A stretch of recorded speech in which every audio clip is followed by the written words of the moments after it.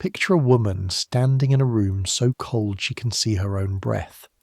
The candle she's holding throws one small circle of orange light. She's dressed, but she isn't ready. She won't be ready until she ties on everything else, everything they can't see, everything that keeps her alive. Now fill that room with the smell of tallow and old straw and something herbal and sharp, like rosemary crushed between fingers. Add the sound of a house waking up 4 floors above her, boots on boards, a chamber pot dragged across stone, someone coughing the particular dry cough of a winter morning that hasn't decided to kill you yet. Add the weight of fabric, layer after layer after layer, all of it pressing down on a body that is 20 years old and already knows how to carry a great deal. Add the knowledge, sitting quiet and certain in the back of her mind, that if she leaves this room without everything properly tied and arranged and hidden beneath those skirts, the day will go wrong in ways she cannot entirely predict, but absolutely cannot afford. That's Tudor England. That's a woman's morning. That's what we're doing tonight. We're going back to 1543. Not the 1543 of paintings and portraits. Not the 1543 of Henry VIII, in his fur-lined robes looking like a building someone made too angry. Not the 1543 of tapestried halls and silver plate and ambassadors bowing. We're going to the 1543 that exists underneath all of that. The one happening in the side chambers and back corridors and dark stairwells. The one happening while the portraits are being painted. The one that nobody commissioned an artist to record. We're going to follow one woman through one day. Everything she wears, everything she carries, everything she hides. Everything those hidden things tell us about what it actually meant to be a woman moving through this world.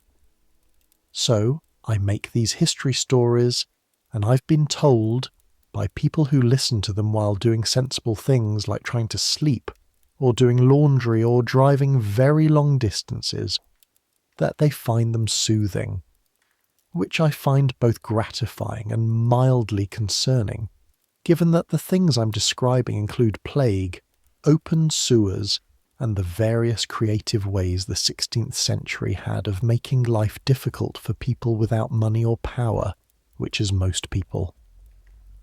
But if it helps you sleep, I'm not going to argue. Get comfortable. Here we go. Your name is Agnes Moat. You're 19 years old, and you've been in London for 8 months, and you still haven't gotten used to the smell. That's the first thing you notice this morning, the same as every morning. Before you open your eyes, before you remember where you are, before the day assembles itself out of its component parts and presents itself to you as something you have to get through. The smell.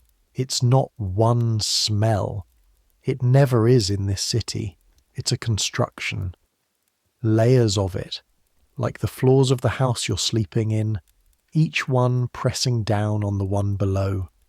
The straw on the floor of the servants' room, damp now because November has been wet, because London is always wet, because the river is close enough that even the air here feels like it's been wrung out and not properly dried. The straw smells of old sleeping and something faintly animal because someone brought in a cat to deal with the mice, and the cat has decided the servant's straw is its personal domain. Underneath the straw smell, the smell of 6 women breathing in a room designed for perhaps 4, wool and sweat and hair grease, the kind of grease you work into your hair to keep it smooth under your coif, to keep it from frizzing out beneath the linen and giving Mistress Blackwood the look she gives when something about your appearance displeases her, which is the look of a woman cataloguing a fault for future reference. Underneath all of that, rising through the floorboards from the kitchen 2 floors below, the smell of fire. Not a nice fire, a working fire, The kind that's been banked all night and is now being kicked back into life by the kitchen maid, who starts work an hour before you do, and whose particular misery is therefore invisible to you except in its effects. The warmth beginning to creep upward, the smell of wood smoke and something rendered, fat for the day's cooking probably, or the tallow for new candles, and underneath even that, the city itself, London in November, the river, the tanneries 2 streets over, the street directly below the window, which is used nightly by men who have made their way home from any number of the taverns within a quarter mile, and have decided that this particular narrow lane is a reasonable place to relieve themselves. You're never, ever going to get used to that smell. But this is where you are. This is what you chose, or what chose you, which is not quite the same thing. You came from Sudbury in Suffolk, which is a reasonable market town with a cloth trade and a church, and no particular reason to be famous. Your father is a cloth merchant there. Small operations. Nothing like the Blackwood household. Nothing like London. Nothing like any of this. But he has connections. Your father. The particular kind of connections that a cloth merchant builds over decades of knowing who needs what and when. And one of those connections led to a letter, and the letter led to an interview, and the interview led to Mistress Eleanor Blackwood looking you up and down in a way that made you feel like a bolt of fabric being assessed for quality, and then she said you would do, and then you were here, lady's maid to Mistress Blackwood, which means, in practice, that you are responsible for the outer presentation of a wealthy merchant's wife to a world that judges women on their outer presentation in ways that have no mercy and no appeal. You dress her, you style her hair, you maintain her wardrobe, you know exactly what is wrong with the left glove, 3rd pair from the left in the cedar chest. You know which hood makes her face look rounder and should never be suggested. You know how she likes her pomander prepared, heavier on the cloves, lighter on the musk, because too much musk makes her think of her first husband, who has been dead 15 years, but is apparently still capable of ruining a perfectly good piece of scented jewellery through the power of association. You know these things because it is your job to know them, and your job is your survival, and survival is what you do. The woman in the bed next to yours, your bed is a pallet really, a sacking stuffed with straw, but it's warm enough and it's yours, is Joan, who has been with the Blackwood household for 6 years, and has the confident authority of someone who has outlasted 2 previous Mistress Blackwoods and expects to outlast several more. Joan is 40-something. She has rough hands and a sharp tongue, and a genuinely impressive capacity for getting things done. She is also, if you're being entirely honest, the reason you haven't made any catastrophic errors in the past 8 months. She has corrected you with the efficiency of someone who doesn't have time to be kind about it, and you have been grateful every time, even when it stung. Joan is already awake. You can tell because the particular quality of her breathing has changed. She breathes differently when she's asleep, slower, with a slight catch in it, some old injury in her nose from an accident she hasn't told you about. Awake, her breathing is purposeful, ready. "Get up," she says, not unkindly. Mary's already in the kitchen. You'll be last again. You're not last. Mary is always first because Mary genuinely enjoys the morning in a way that strikes you as either saintly or slightly unhinged. Mary hums, in the morning, while it's dark. This is the kind of person Mary is, but you get up. The cold hits you immediately the way it always does. The gap between the warmth you've generated under your blankets and the actual temperature of the room, which is the temperature of November in London, which is to say unambiguous and unsentimental about the whole thing. The stone floor through your wool stockings, the chill of the air against your face. You don't stand there and feel sorry for yourself. You were raised in a cloth merchant's house, which was not soft. You know how to move through cold. You dress quickly. Shift first. Linen, a bit scratchy where it's been washed too many times and started to go stiff. Over the shift, your petticoat, the heavier wool one because it's November, and because the house is warm only in the kitchen, and the main rooms and the corridor leading to Mistress Blackwood's chambers, nowhere else. You lace the bodice, you pin the sleeves, you arrange your coif and make sure every strand of your dark hair is properly contained, because Mistress Blackwood's first comment of the day, if your hair is not perfectly contained, will be about your hair, and you will spend the next hour slightly irritated in a way you cannot express, which is exhausting. But then you stop. You stop because this is the part of dressing that matters most, the part that no one sees, the part that has nothing to do with Mistress Blackwood's requirements or the household's expectations or the appearance you present to the world. This is the part where you tie on everything else. You reach under the edge of the pallet and pull out the bundle you keep there, wrapped in a piece of old linen secured with a cord.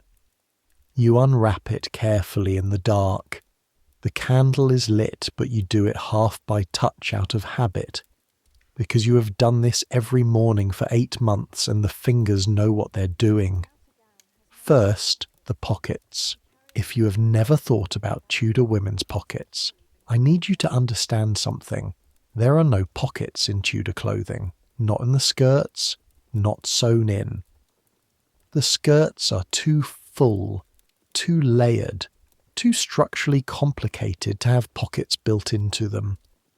A woman's pockets are a separate garment entirely. 2 pouches usually, though sometimes one large one, made of fabric. Yours are linen, patched in 2 places but solid, and tied around the waist with a cord, on top of the petticoat but under the skirt. They hang against your hips. You reach them through slits in the side seams of your skirt, slits that look like nothing in particular until your hand disappears into one and you retrieve whatever you've stored there. Your pockets are not small.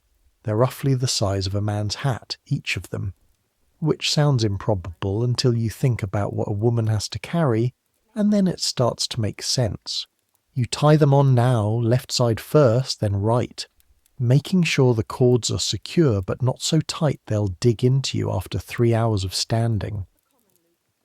Joan showed you the knot, not the one you'd instinctively use, but a specific one that holds firm through movement without pulling tighter with pressure. 6 years of experience in that knot. The weight of the pockets once you've loaded them is considerable, but you load them last. First you tie them on empty, then you fill them, because carrying the weight to the bundle and back is awkward, and because you've learned to be methodical about this in ways that have nothing to do with neatness, and everything to do with the fact that if you rush it, you'll forget something, and if you forget something, the day finds out. Now the other things. From the linen bundle, you take the pomander. It's not a fancy one. Mistress Blackwood has a pomander of pierced silver with a small chain, full of expensive dried herbs and ambergris and God knows what else, which she carries openly, swinging from her girdle where everyone can see it. A statement piece.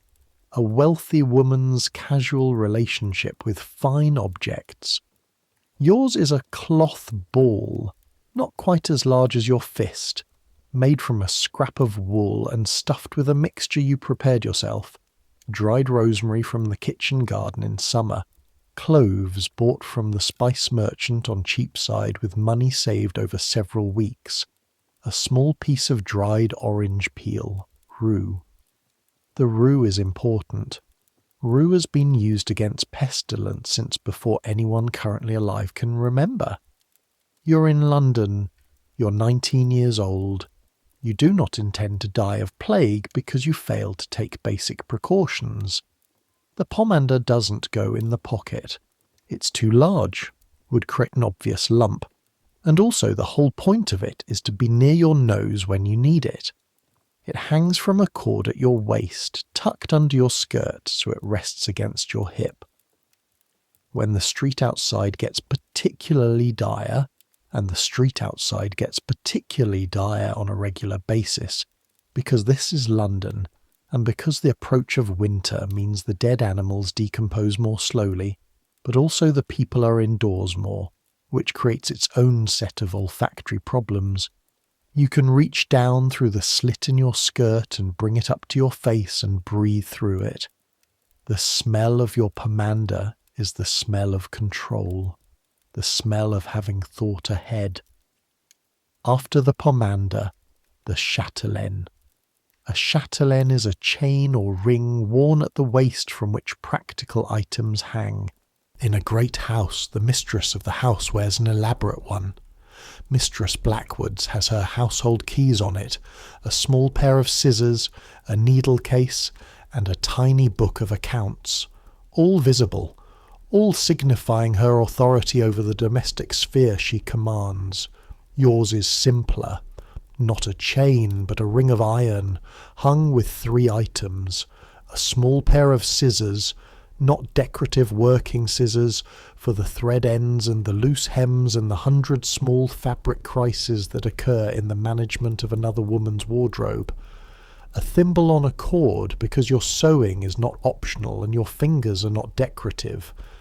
And a small leather loop that holds a folded piece of paper that you have read so many times you know it by heart, but that you carry anyway, because carrying it makes it real.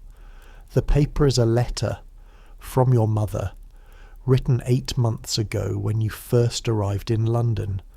She is not a great letter writer, your mother. She writes slowly and the spelling is approximate, and she ends every sentence with more confidence than the grammar entirely justifies.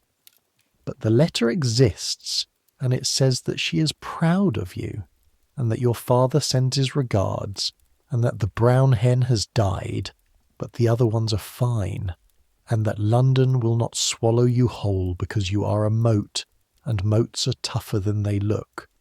You have been in London 8 months. The city has not swallowed you whole. Your mother was right. You carry the letter to remember that she was right.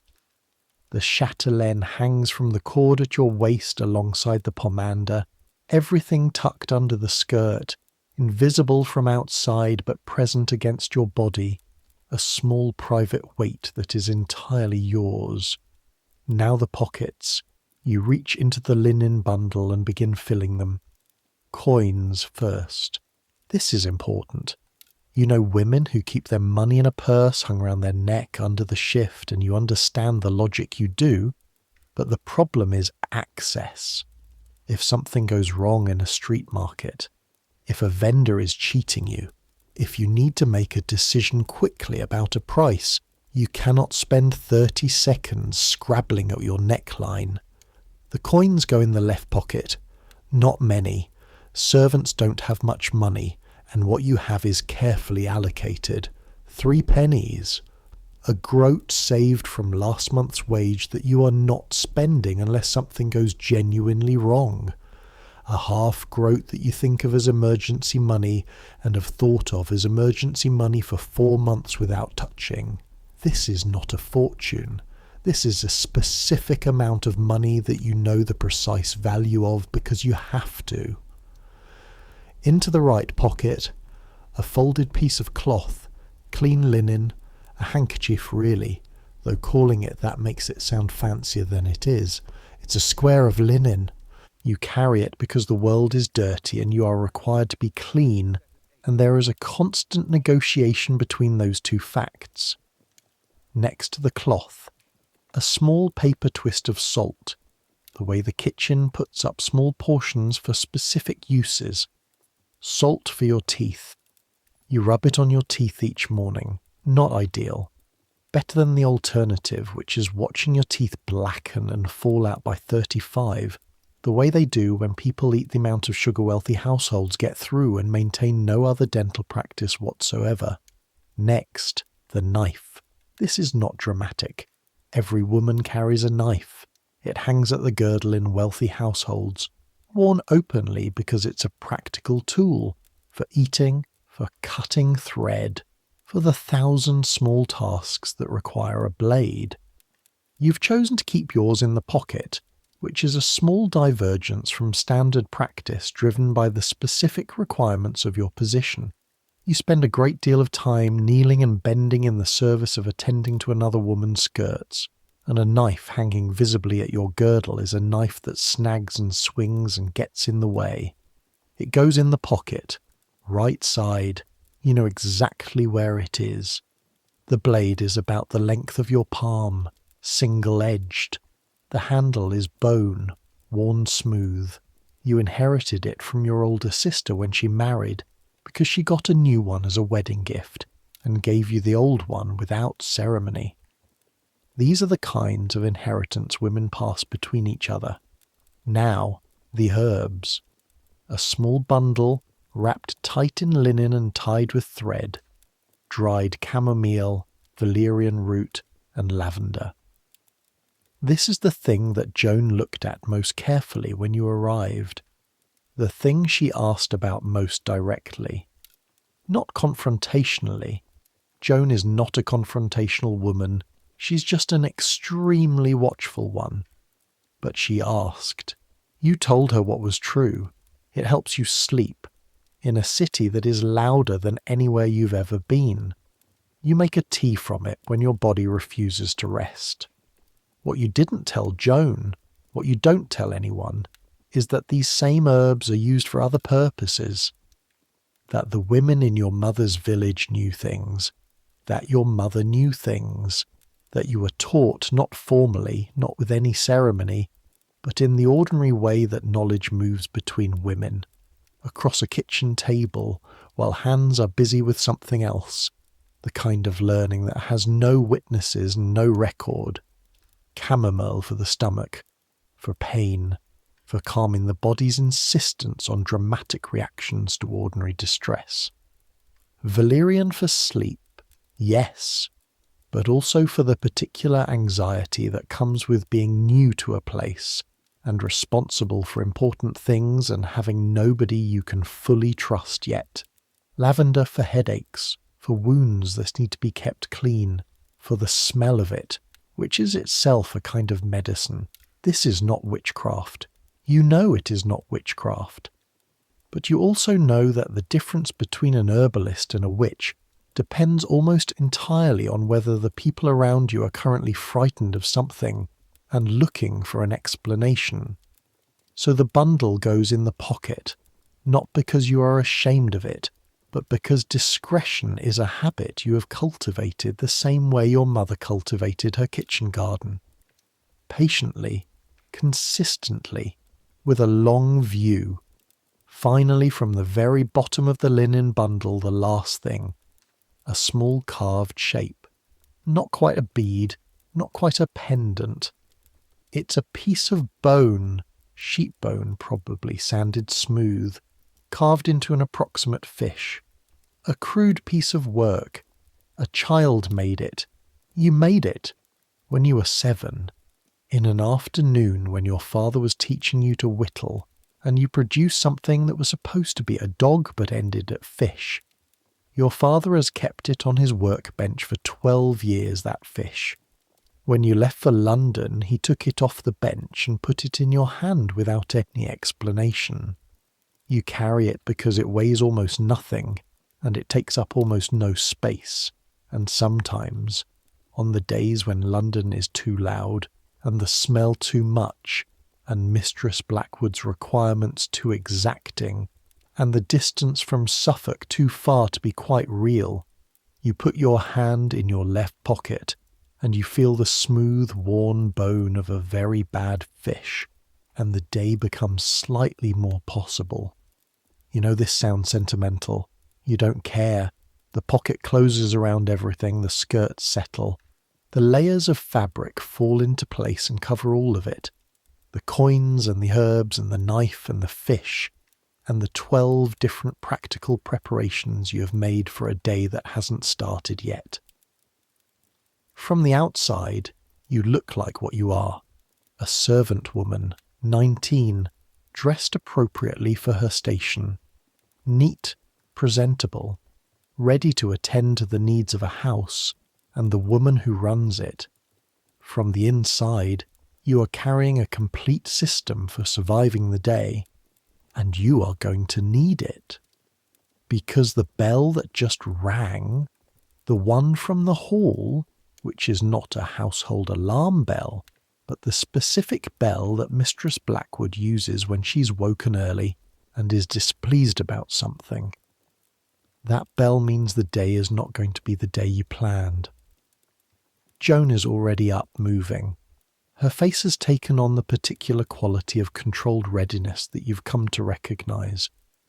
Not alarm, because alarm would be a luxury, but attention. Pure, focused, expensive attention. That's herself, Joan says, and she's already out the door. You follow. Down the corridor, stone, cold even through your shoes, the kind of cold that comes up through soles and settles in ankles. Down the back stairs, which are darker and narrower than the main stairs, but faster if you know the rhythm of them, which you now do. Through the upper landing with its smell of beeswax and old tapestry. To the door of Mistress Blackwood's chamber. Joan knocks. One sharp knock. The household code for I am here. I am ready. I'm not going to make this more complicated than it needs to be. Come. You go in. The chamber is cold too, which is unusual. The fire should have been made up an hour ago by one of the lower servants. That it hasn't been means either something went wrong downstairs or Mistress Blackwood dismissed whoever came to do it, which would mean she wanted the room cold, which would mean she's been awake long enough to make decisions, which would mean last night was bad. You absorb all of this in the time it takes to cross from the door to the foot of the bed. Eleanor Blackwood is sitting up in her bed rather than lying in it, which is its own kind of information. She's 43, a widow. Her husband, Thomas Blackwood, died 3 years ago of a fever that moved through his system with the efficient speed of something that had somewhere important to be. He left her the house, the business, and the particular challenge of being a wealthy woman in a world that does not know quite what to do with wealthy women who are not attached to a man. She's managed it. You have to give her that. She's managed it through the precise application of social intelligence, through knowing exactly which connections to maintain and which to let lapse, through never giving anyone an excuse to think her position is unstable or her household is not in order. You have not been with her long, but you have been with her long enough to understand that everything she does is in service of the project of maintaining herself in exactly the position she currently occupies. This morning, she does not look like a woman managing her position. She looks like a woman who has not slept. Her face is... You catalogue it quickly, the way you've learned to do. The skin around her eyes is darker than usual, which is the dark of actual sleeplessness rather than the grey of illness. Her hair is loose, which it should be. She hasn't been dressed yet, but it's more disordered than a night in bed would explain. She's been running her hands through it. She does this when she's thinking hard about something unpleasant. On the small table beside the bed, a candle that's burned 3/4 down. She's been awake for hours. Agnes, not Joan. You, that's unexpected. My lady. Sit down. Joan takes a small step sideways, not out of the room but into the background. Joan is very good at being in the background. You sit on the low stool near the bed that is technically Joan's stool, but that Joan has just indicated with the smallest possible movement that you should use. Mistress Blackwood looks at you for a moment. Not the way she usually looks at you, assessing your appearance, checking for faults, but the way someone looks at a person when they're deciding how much to say. "There's going to be a visit," she says. "You wait." "From Lady Cromwell?" And there it is. That's why the fire wasn't built. That's why she's been awake since... You look at the candle. Probably 4 in the morning or thereabouts. Lady Cromwell, widow of Thomas Cromwell, who was executed by order of the king 3 years ago for the reasons for which pile on themselves court politics, a bad marriage negotiation, enemies in the right places. Lady Cromwell, who is in a precarious position of considerable delicacy and who, if she's visiting Eleanor Blackwood, is either seeking help or offering something, and either way it means the Blackwood household is about to become temporarily visible to people who are usually too far above them to notice they exist. "When?" Joan asks from the background. "This afternoon, 2 o'clock. Joan's face does nothing in particular. She's very good at that. "Then we have time," Joan says. "We have time," Mistress Blackwood agrees. "But Agnes, again, you. I need you to go to the market this morning, before the afternoon. There are things I need that are not in this house." She gives you a list. Not written. She doesn't write things she doesn't have to write. A habit of caution. But spoken and specific enough that you are reaching into your right pocket for the folded piece of cloth as she talks, because you have learned that a piece of cloth held in your hand gives your fingers something to do while your mind commits a list to memory. Rose water, fresh, not from the kitchen stores, which are months old and have gone somewhat flat, but from the apothecary on Newgate Street who gets it from the distiller directly. 2 ounces, a specific candle wax, not tallow, beeswax, from the chandler on Friday Street, and something she drops to a lower register for dried violets, not the common kind, the dark ones from the apothecary.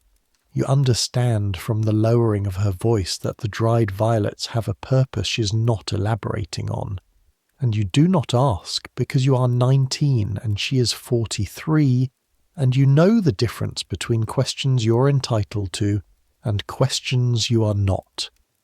You have the coins in your left pocket. You have the knife in your right pocket for the street. You have the pomander. You have the herbs, not because you'll need them for the market, but because they are part of the system, and the system travels complete. "Joan will manage here," Mistress Blackwood says.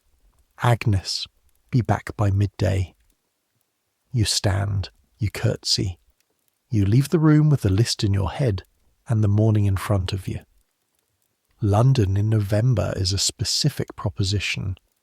The day has brightened by the time you get down to the street and through the front door, the servants' entrance, which is on the side of the house and opens onto a narrower way rather than the main street.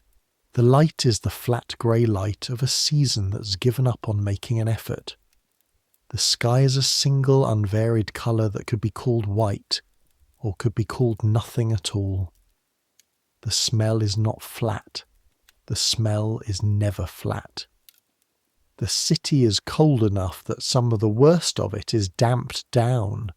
The full summer assault of London, which is something you've survived and hope never to experience again, is a memory now. But cold doesn't eliminate smell. It just changes its character. Instead of the open blast of a summer street, you get something more concentrated, more particular. The smoke is heavier, all those fires going in all those houses, the coal smoke sitting lower in the air because of the cold. The mud is thicker. London mud is its own phenomenon, which is to say it is not entirely mud in the agricultural sense, but is a compound of mud and everything else the street has absorbed, and in November, when the rain has been steady for 3 weeks, it is ankle-deep in the road, and only slightly better near the buildings where people have thrown down old rushes and straw. You walk close to the buildings. You have learned this. You have learned the navigation of a London street with the specificity of someone who has been sent out in it often enough to develop a method. The pomander is still under your skirt. You don't bring it up yet. The street outside the Blackwood house is familiar enough that you know what to expect. It's when you get closer to the marketways, closer to where the butchers are and the fish sellers, that you'll need it. The city is already in full motion. It starts before dawn. London never really stops, and by 6 in the morning it's been running for hours. Carts on their way in from the surrounding countryside loaded with vegetables and animals and the raw materials of another day. Apprentices opening shop fronts, folding back the wooden shutters that lock the merchandise behind them at night. Servants like you, on errands for households like the one you've come from, moving quickly and purposefully, which is how you move in London because it is how you stay safe. There are no sidewalks, not the way you'd think of them. There are raised curbs in some places, narrow strips of higher ground close to the buildings, and you take them when they're available. When they're not, you're in the road with everything else. The road is full of everything else. The noise hits you before you've gone 50 yards. It builds like weather, gradually and then all at once. The iron wheels of the cart ahead of you against the stone and mud surface of the road, the sound of it less a rolling and more a continuous grinding impact. The seller ahead of that cart, a woman with a basket of something. You can smell its bread, and something else, something savoury, meat perhaps, small pies wrapped in cloth, crying her wares in the particular high sustained note that street sellers develop, and that carries even through the general din. Underneath that, voices, dozens of them, hundreds of them, the constant overlay of a city's conversation with itself. A dog runs past at knee height, going somewhere with the urgent intentionality of a dog that has a plan. You step around a puddle that is deep and brown and that you absolutely do not look at directly, because looking at London puddles directly is the kind of practice that leads nowhere good. Newgate Street is about 20 minutes' walk. You know the route.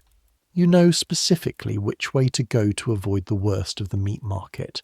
Not to avoid the market entirely, you can't. It's simply in the way. But which approach minimises the time you spend in the thick of the smell of it. The butcher's area is not something your pomander can entirely address. It's not a single smell, but an environment.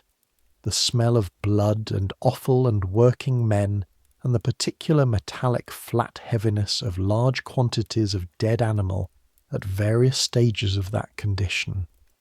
You've learned to walk through it quickly, with your pomander raised, breathing through it, and then to walk even more quickly until the smell changes to something else. You adjust your path automatically. Left at the corner by the church with the broken tower.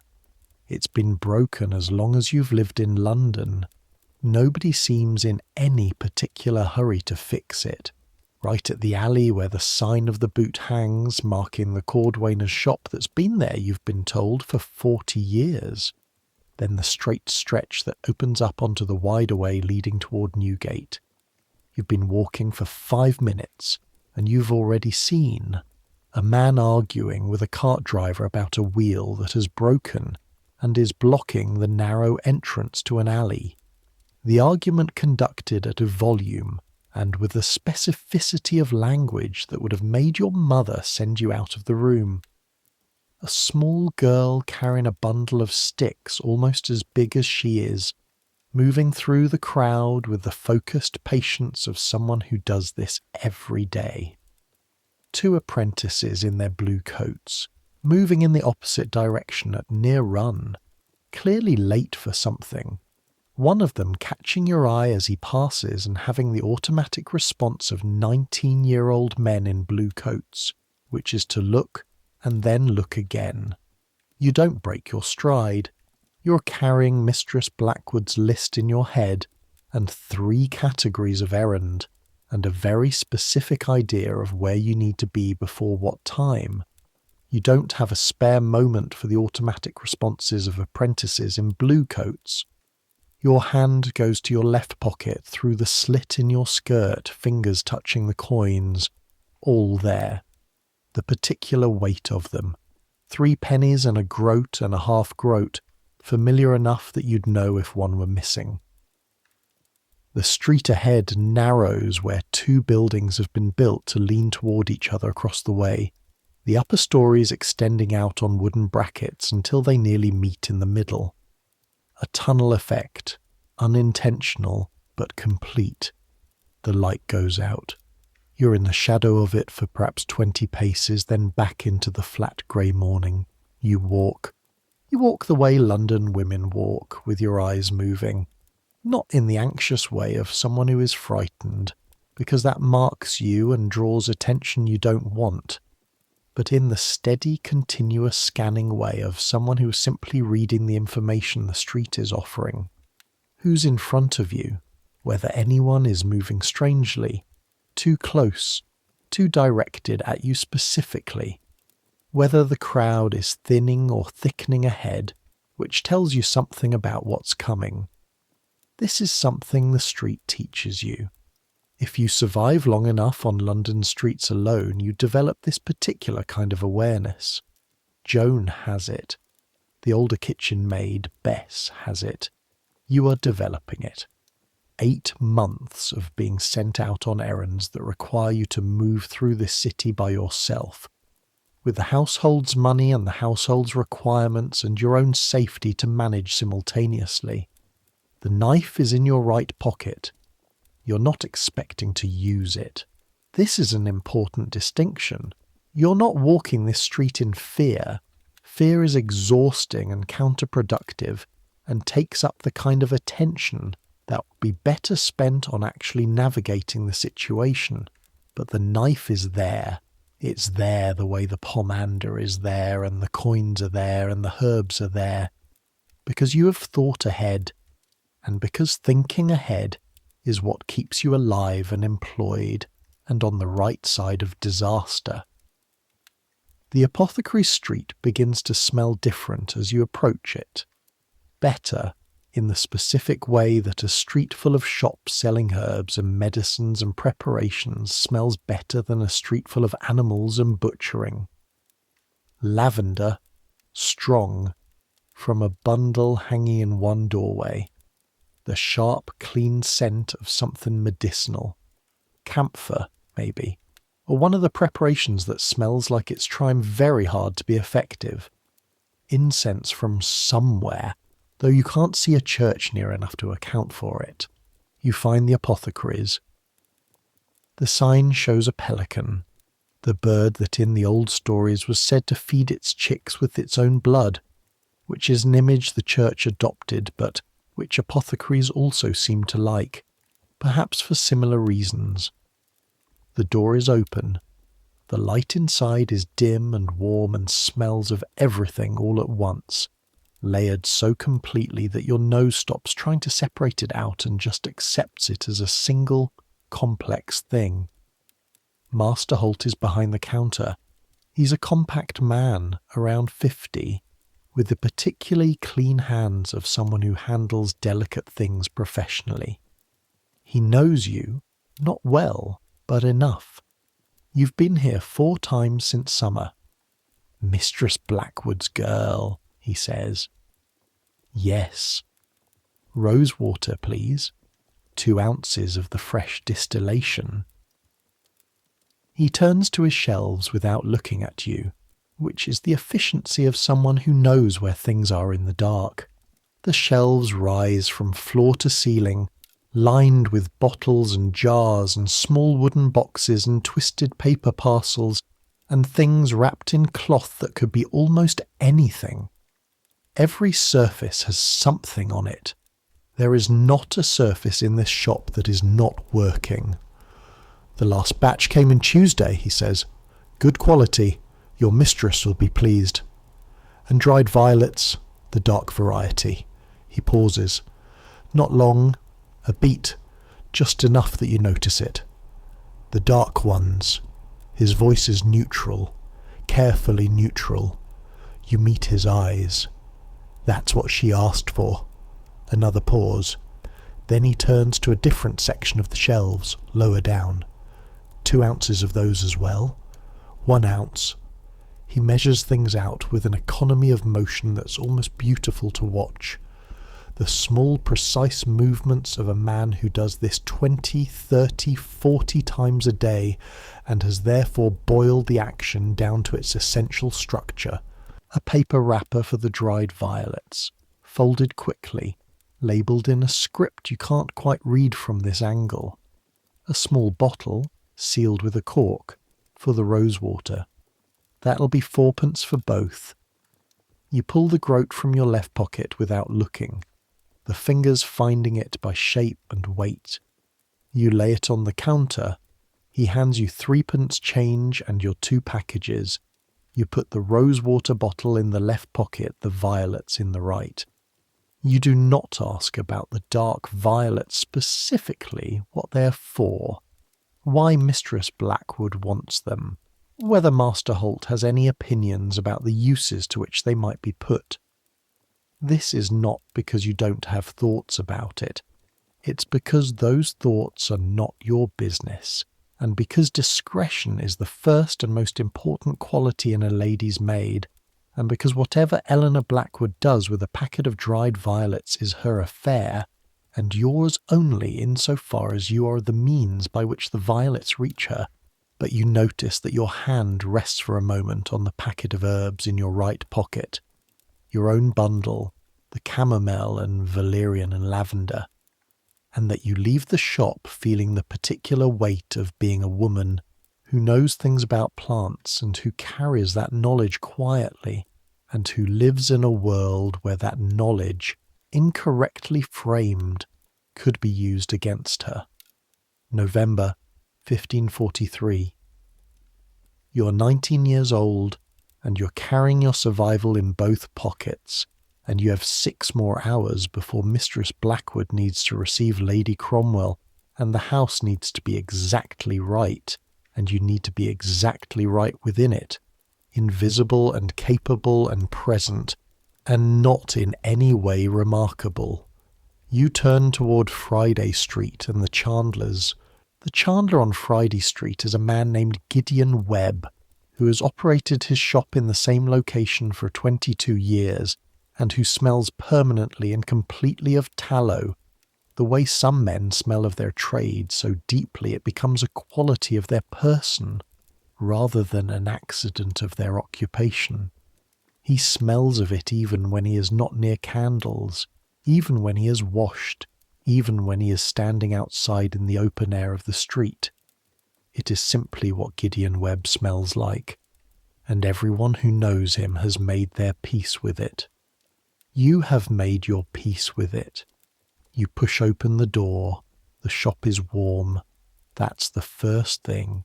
The warmth of a room where things are perpetually being heated and cooled and heated again. The particular working warmth of a place that processes animal fat into usable light. The moulds are on the table at the back, long thin things in rows, and the smell of the cooling wax from yesterday's batch is under everything else like a foundation. But today there's something newer on top of it. Hot beeswax from the small pot suspended over the fire at the back.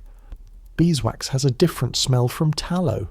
Sweeter, rounder, something almost floral underneath the fatty richness of it. It smells expensive because it is expensive. Beeswax candles cost 4 times what tallow candles cost. Tallow candles are what most people burn. Beeswax candles are what people burn when they need to not smell like they're burning tallow candles. Lady Cromwell is visiting this afternoon. Mistress Blackwood will burn beeswax.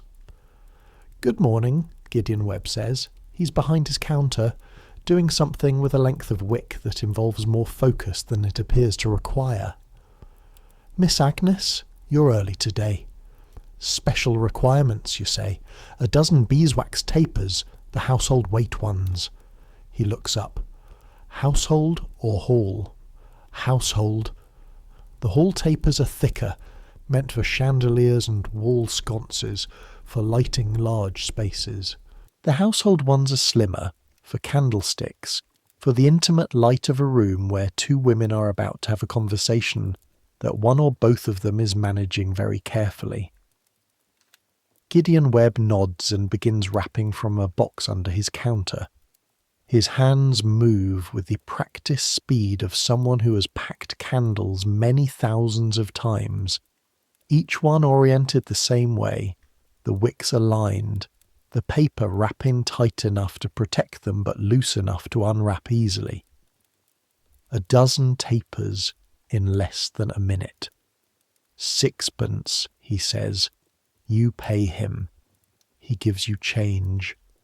The tapers go under your arm, too bulky for the pocket, which is already carrying the rosewater bottle and the packet of violets and the knife and the coins and the fish and the handkerchief and the herbs, and which is at the outer limit of what it can reasonably hold. You carry the candles openly, the package tucked under your left arm, your right hand free. The right hand free is not an accident. The knife is on the right side. This is not paranoia. This is London. This is a woman on a street in November with money in her pockets and goods under her arm and another mile to walk before she's home. The city is not uniformly dangerous. Most of the time, nothing happens. But the preparation cost you nothing except a small amount of ongoing attention, and the failure to prepare could cost you quite a lot, and you have done the arithmetic on this trade-off and found it entirely reasonable.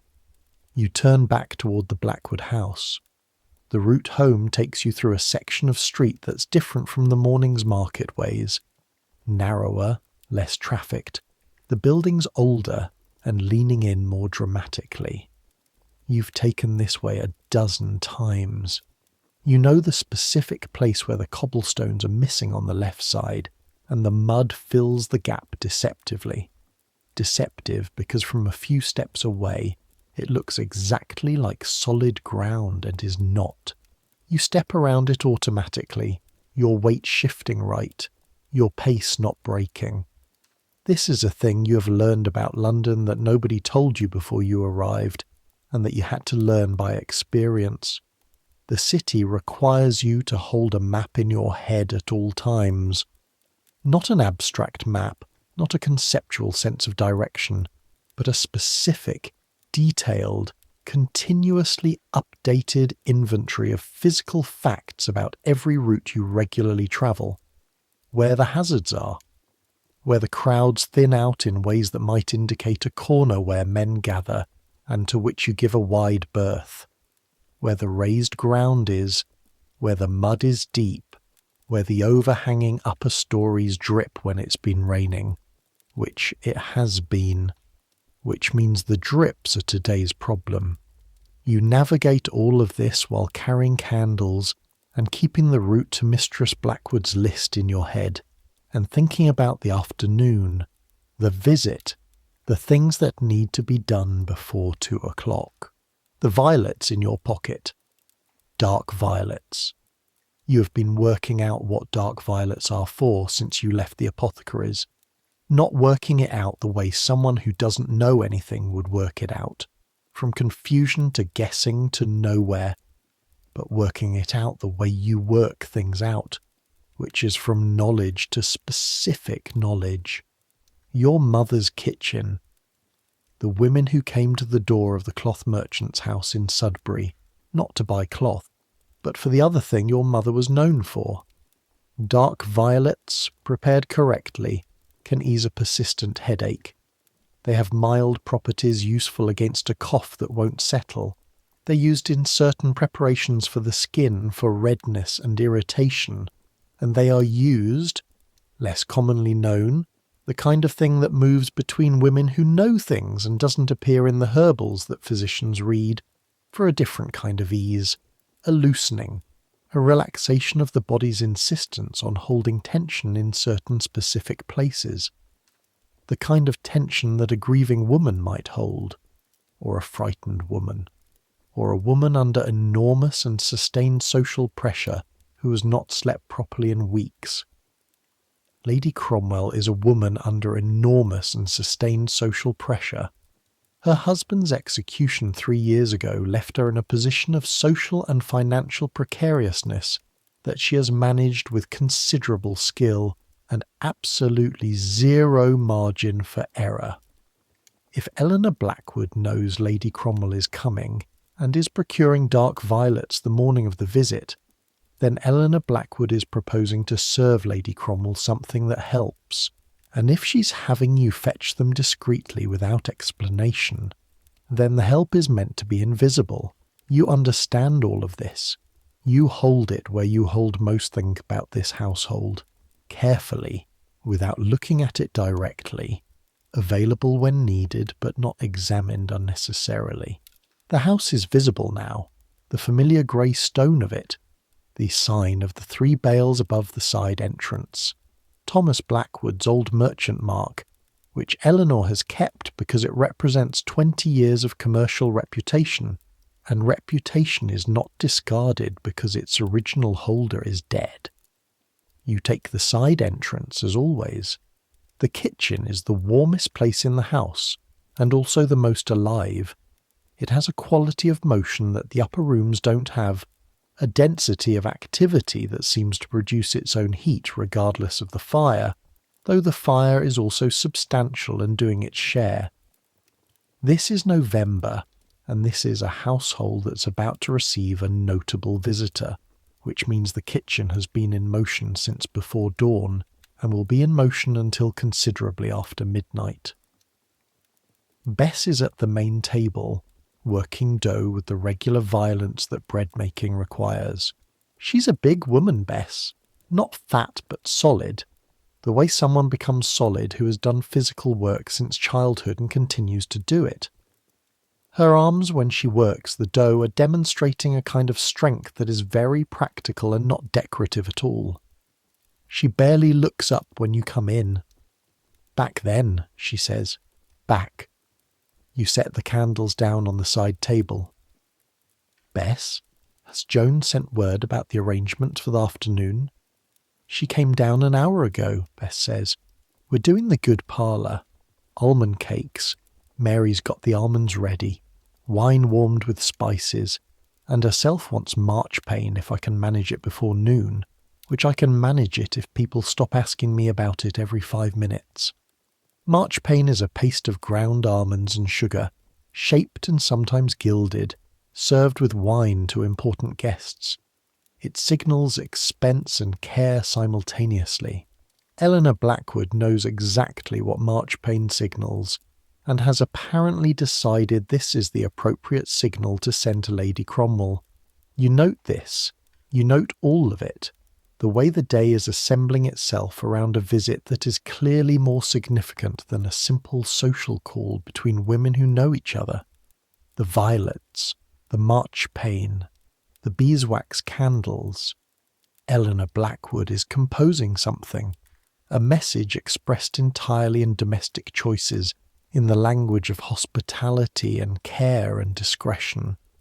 You are one of the instruments she's using to compose it. You pick up the candles again and take them upstairs. Joan is in the parlour when you find her, in the process of assessing the room with the critical eye of someone whose standards are high and whose awareness of other people's standards is even higher. The parlour is not the grandest room in the house. The hall is grander, technically, but it's the room used for actual conversation rather than display.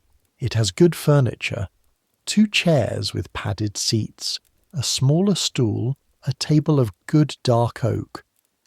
The fireplace is working now, someone having corrected the morning's failure.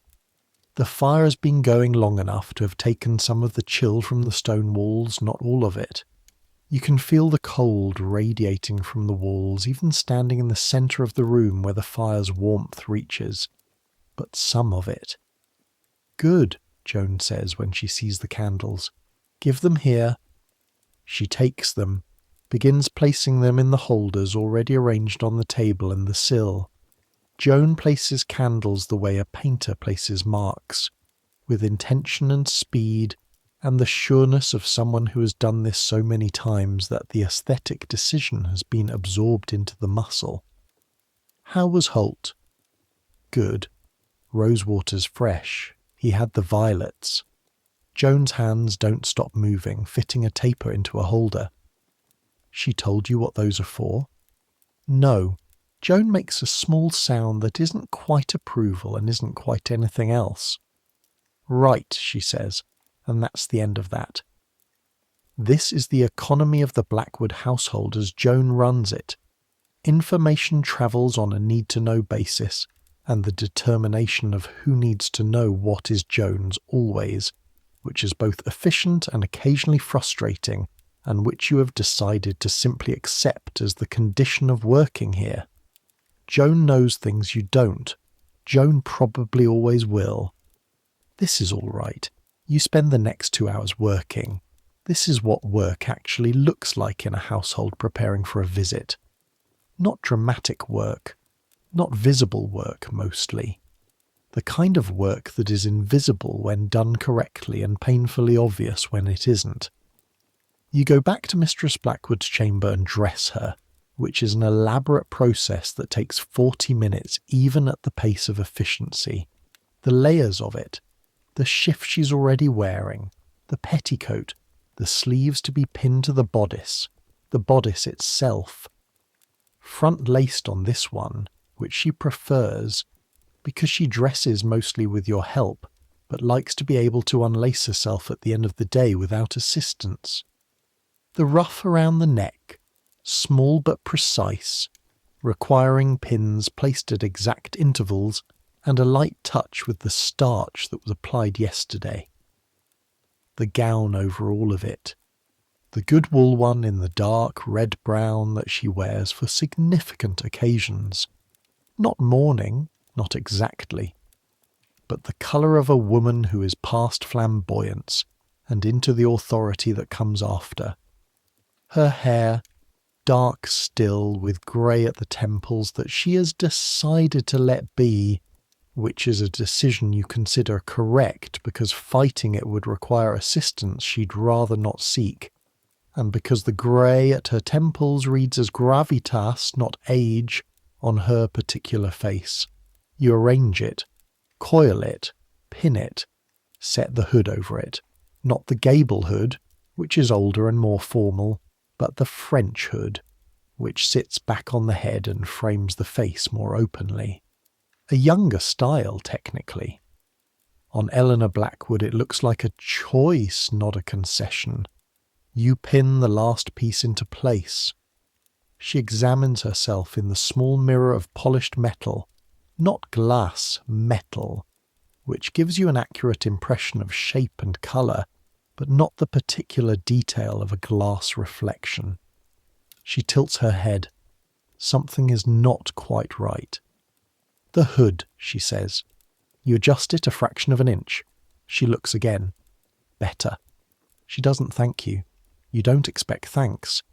This is the transaction you've agreed to. Your skill in exchange for your position, her requirements in exchange for your roof, and your wage. It's a fair trade. It's simply not a warm one. While you've been working on Mistress Blackwood, the rest of the house has been working on itself. You hear it through the walls, through the floors, the sounds of a household shifting into its formal register. The heavier tread of furniture being moved slightly. The specific sound of good china being moved from wherever it's stored to wherever it'll be used, which is a sound that requires you to hold your breath slightly, because good china in this household is irreplaceable. the smell of something baking reaching even up here, sweet and warm and promising. It is a remarkable thing, a household preparing for a guest. It is a collective effort of the most domestic kind, organised without visible hierarchy. Joan's instructions have gone out and are being followed, and Joan is not visible because she's doing 6 things simultaneously, and none of them are visible from the outside. And it produces, when it works correctly, the appearance of effortless welcome, as if the warm fire and the good wine and the almond cakes and the beeswax candles and the polished table simply existed, as if they had always been there, as if no one had spent the morning assembling them from their component parts with speed and precision and skill. The work that produces comfort is always invisible to the people being comforted. This is one of the first things Joan told you, your first week. You have found it to be entirely accurate. By 1:30, the house is ready. By 1:45, you're stationed in the hall, which is your position during visits, visible enough to be present, invisible enough not to intrude, near enough to be summoned, far enough not to seem to be listening, which you are, partly because you need to in case something is required, and partly because the information that passes through a merchant's house during significant visits is genuinely interesting, and you are a curious person who has learned to direct her curiosity carefully. At 2:00 almost exactly, a knock at the main door. Lady Cromwell is smaller than you expected. This is often the way with people who occupy large space in a household's conversation. The name fills rooms. The person arriving is always a recalibration. Frances Cromwell. She kept the name, which surprised people, the name being what it was after the execution, but she kept it because it represented her children's name, and she was not in the business of erasing her children, is a woman of perhaps 48, with a fine-boned face and eyes that are actively intelligent in a way that she doesn't bother to conceal. She's dressed well, but not extravagantly. The dress is good wool, the deep green that wealthy women wear when they want to look considered rather than showy. No jewellery beyond small pearl earrings, no furs, everything moderate, everything chosen with the specific intent of being unremarkable. She has one woman with her, a servant, slightly older than you, who takes position near the door as Frances Cromwell is brought through to the parlour. This woman, you'll learn later her name is Margaret, takes a position near the door that is exactly your position near the opposite wall, and you two establish eye contact briefly. The particular eye contact of 2 people who are doing the same job on opposite sides of the same transaction, and then look away. You hear the sound of Eleanor Blackwood greeting her guest. The particular register of 2 women who know each other well, and have chosen to maintain a careful formality. Not warmth withheld, but warmth expressed in a measured way, appropriate to the occasion, appropriate to the fact that one of them is being watched more carefully than usual, and both of them know it. The door to the parlour closes. Margaret, near her door, looks at you again, looks away. You hear, very faintly through the door, the sound of wine being poured. You stand, you wait, you do the thing that servants learn to do, which is to be present and absent at once, to exist in a state of readiness that doesn't feel like waiting, because waiting implies that time is passing, and time passing implies you have something else to be doing. You don't. This is what you're doing. You stand in the hall and you're available. Your left hand, hanging at your side, finds the slit in your skirt without any conscious decision. Your fingers close around the bonefish in the pocket. Not because anything is wrong, not because you're frightened, just because your hand knows where to go when your body's required to be still while your mind is working. Margaret across the hall is watching the door she's standing near. She's very still. She's been doing this longer than you. 20 minutes pass. 30. The sounds from the parlour are not audible as words, only as rhythm. The specific rhythms of a conversation between two women who are being careful with each other. Long exchanges, not short. Pauses. Not the pauses of difficulty, but the pauses of thought, of consideration. Once, very briefly, something that might be laughter, though so quickly suppressed that you're not entirely sure you heard it. 40 minutes. Then the door opens. Eleanor Blackwood appears first. Her face is composed. Whatever the conversation has been, she's managed it, and the managing is complete. And now she's in the register of the gracious hostess seeing a guest out, which is a different register entirely. Warmer, more surface level, the social face. Frances Cromwell comes out behind her. And something has changed. Not dramatically, not in a way that someone who didn't spend their working days reading another person's body very carefully would notice. But the set of her shoulders is different. The particular tension around her eyes, which you catalogued when she came in, the tight-held quality of someone who hasn't relaxed in some time, is fractionally less. Not gone. Not relieved. Just fractionally less. The dark violets, you think. Prepared in the wine, most likely. A small amount. Enough. Frances Cromwell pulls on her gloves in the hall, unhurried. She says something to Eleanor Blackwood in a voice low enough that you catch none of the words, only the tone.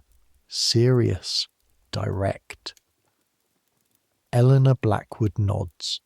Says something back, equally quiet. Then Lady Cromwell looks at you. Directly at you. The way important people sometimes look at servants when they've suddenly registered that servants are present and that servants have ears, and they're calculating what has been said and what might have been overheard. You meet her eyes for exactly the right amount of time, not so quickly that it looks like guilt, not so long that it looks like you're challenging anything, and then drop your gaze and take a step toward the door, because your job here is to open it for her, which is the reason you're standing in this hall, which is the explanation for your presence that she doesn't need to find another explanation for. You open the door. November air comes in. Frances Cromwell passes through it. Margaret at her heel, and is gone into the street. You close the door. Eleanor Blackwood stands in the hall for a moment. She's looking at nothing in particular. The face has dropped slightly from the social register, just slightly. The way a face does when the person you're performing for has left the room. She looks tired. She looks like a woman who has spent 40 minutes being very careful and is now briefly not being anything. Then she looks at you. Good, she says, not loudly, not elaborately. Just good. And then she goes upstairs. You stand in the hall for a moment after she's gone. Your hand is still in your left pocket, fingers around the fish. You release it. Let your hand come back out through the slit in the skirt. The house settles around you. The fire in the parlour still going. The smell of the almond cakes and the wine warm with spices still in the air.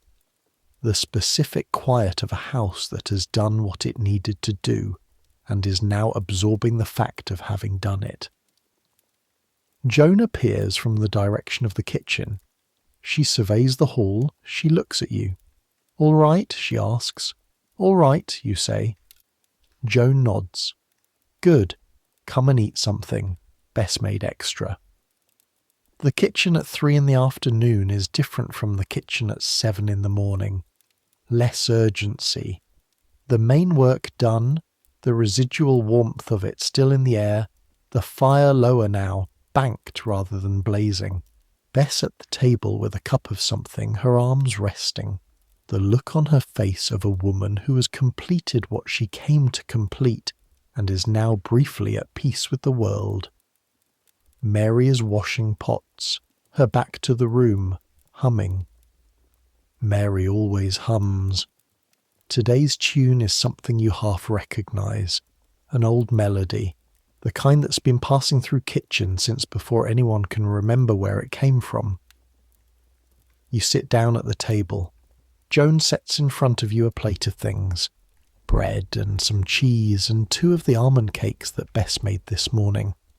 Slightly irregular in shape but well executed, and a cup of small beer because the water from the street is not something you drink without treatment, and small beer is simply what you have instead. The almond cake is astonishing. Not because it's elaborate. It's a simple thing, ground almonds and sugar and rose water shaped and dried in the oven. But because you are hungry in the specific way that comes from a morning spent walking in cold air, and working carefully and standing in a hall being alert for nearly an hour, and an almond cake eaten when you're hungry in that particular way tastes like a much better version of itself than it would otherwise. You eat it in 3 bites. Bess, watching, pushes the plate slightly toward you. "There's 4 more," she says. "She'll not eat them. You take a second one, eat it more slowly." "How was the market?" Joan asks. She's sitting across from you, her hands wrapped around her cup. Joan asks about the market every time you go. She's not asking about the market specifically. She's asking whether anything happened, whether you had trouble, whether the city behaved itself. "Good," you say. "Mud on Cheapside, cart stuck at Newgate Street for a bit. Nothing else." Joan nods. Nothing else is the right answer. "Webb had beeswax. A full dozen tapers, the household weight." Good. Bess makes a sound that might be satisfaction, or might be commentary on the amount of money spent on beeswax candles for an afternoon visit that lasted less than an hour, and you can't tell which, and you don't ask. The afternoon light through the kitchen window is already fading. November afternoons in London are short. By 4 o'clock the light will be gone, genuinely gone, the kind of dark that has no gradations, and the candles will go up throughout the house, and the city will begin its second life, the nighttime one, which is different in every way from the daytime one, and which you have not yet explored much, and which Joan has specifically advised you against exploring alone. You're not planning to explore it tonight. Tonight there will be the evening routine, the supper, the tidying of Mistress Blackwood's chamber, the turning down of the bed, the small rituals of preparation for a night that will be followed by another morning. Tonight you will eat supper, and you will go upstairs to the room with the other women, and you will untie everything, the pockets, the chatelaine, the pomander on its cord, and you will wrap it all back in the linen bundle and put it under your pallet, and you will lie down on the straw in the dark and listen to the city through the wall. But that's hours away yet. Right now, you're sitting in a kitchen that smells of warm almonds and wood smoke and small beer. Your feet, inside their shoes, are tired in the specific way of feet that have walked on London surfaces for hours. Your shoulders ache faintly, the left one where you carried the candles. Your stomach, previously empty, is now occupied. Joan is looking at something on the table, not at you. "She's all right," Joan says, quietly, not quite to you. "Lady Cromwell, she's had a time of it, but she's all right." You don't say anything. It's not a question, and it's not requiring an answer. Joan is just saying it into the air of the kitchen the way people sometimes say things that they've been holding back for a while. "She and Mistress knew each other before," Joan continues. Before, when things were different." "Yes," you say. Because this is probably true. in the particular way that people who move in the same circles know each other before things change, before the circumstances that reorder all the relationships. She came here, Joan says, because there are not many places she can go that don't have people watching to see what she does. And Eleanor, Mistress Blackwood, but Joan calls her Eleanor when she's in the kitchen and feeling something. Eleanor is careful. People know that. So if you want to go somewhere quiet and not be watched, you come here. You think about the violets. You think about the fractional loosening of tension around Frances Cromwell's eyes when she came out of the parlour.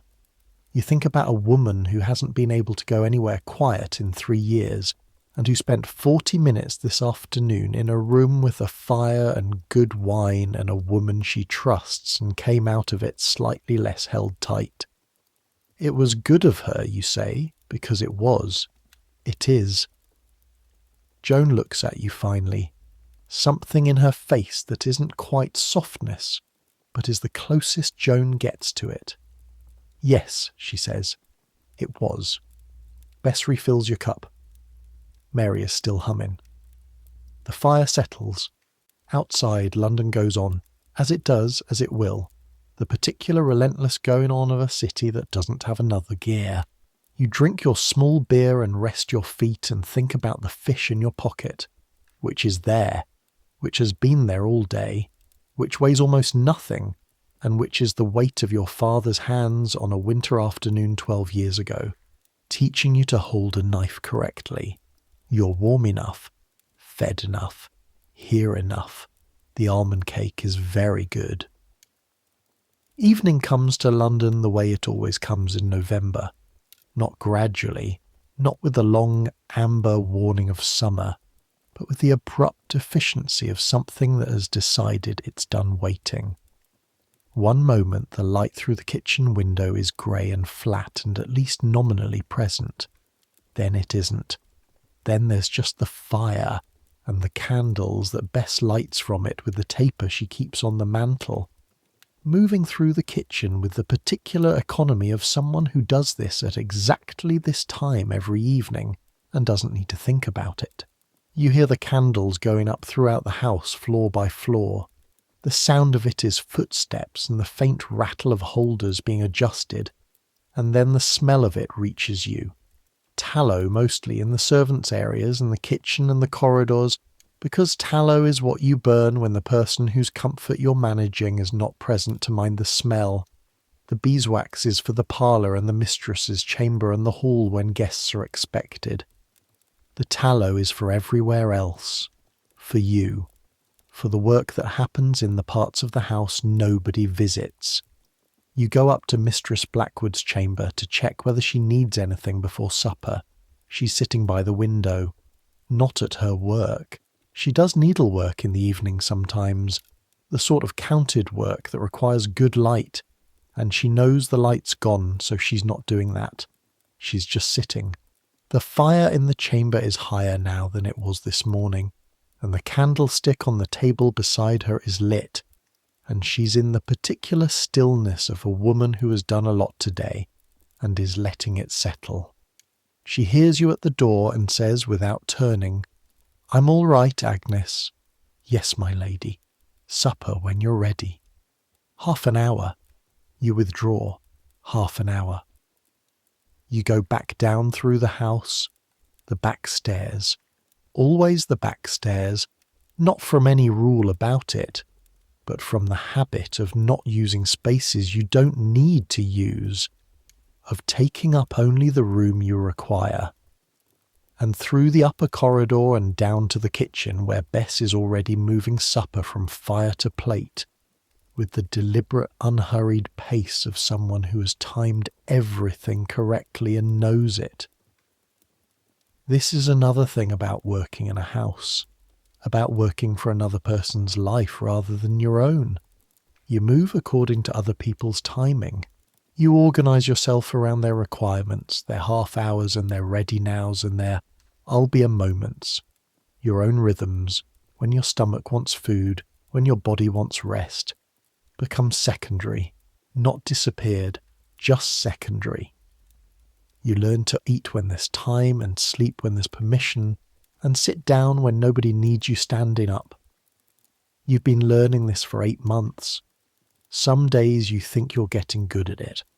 Some days you feel the particular friction of a person who is not naturally inclined towards subordinating themselves and who is doing it anyway because this is the arrangement, and the arrangement is what keeps you housed and fed and employed in a city where the distance between housed and fed and not fed is shorter than anyone comfortable likes to think about.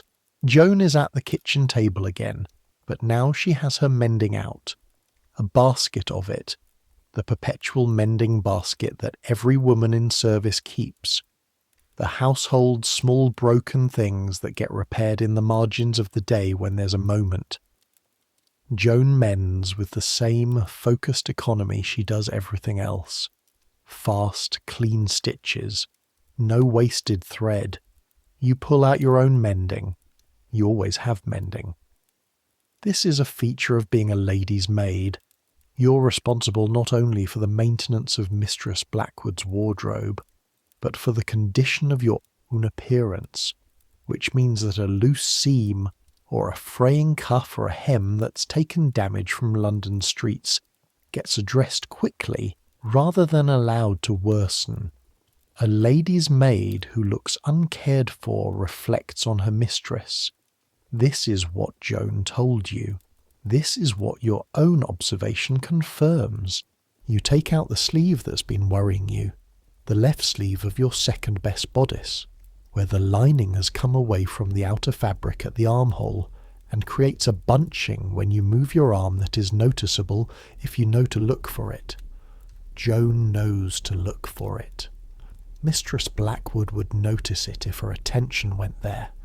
It needs to be fixed before it gets worse, which it will, which fabric always does when left unaddressed. You thread your needle. You begin. The kitchen is quiet in the specific way of an evening kitchen. The fire lower, the main work done, the particular quality of a room that's been active all day and is now declining into rest. Bess has her feet up on the hearth bench, her shoes off, her stockinged feet toward the warmth. Mary has finished the washing and gone upstairs.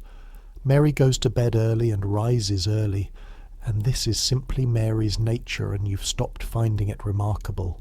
The cat that has been in here periodically all day is present now in a more committed way, curled on the warmest flagstone near the fire. You sew. Joan sews. Bess drinks something and stares at the fire with the satisfied vacancy of a woman who has made marchpane before noon, and considers this a justification for the rest of the day. It is peaceful in its way. Not exciting. Not the kind of thing people tell stories about. Just warm and quiet and occupied and enough. You've been in London 8 months, and there are still moments that surprise you with their adequacy. Joan, you say, without planning to. She doesn't look up. When you first came to London, you stop, not sure how to finish it. Joan finishes her stitch, starts another. What about it? Were you frightened? A pause. Not a long one. Joan doesn't do long pauses, they're inefficient, but a real one, something being considered. Not frightened exactly, she says finally. More like, I didn't know what size to be. In the village where I grew up, I knew what size I was. Here I didn't. Took about a year to work it out. What size you were, how much space you take up, how loud you can be, when you can push back and when you can't, what you can want and what you can't want. She makes a small adjustment to her thread. Takes a year, sometimes 2. You're about 8 months. Yes. You're doing all right, she says. In Joan's register, this is extravagant praise. You keep sewing. The sleeve is going to be all right.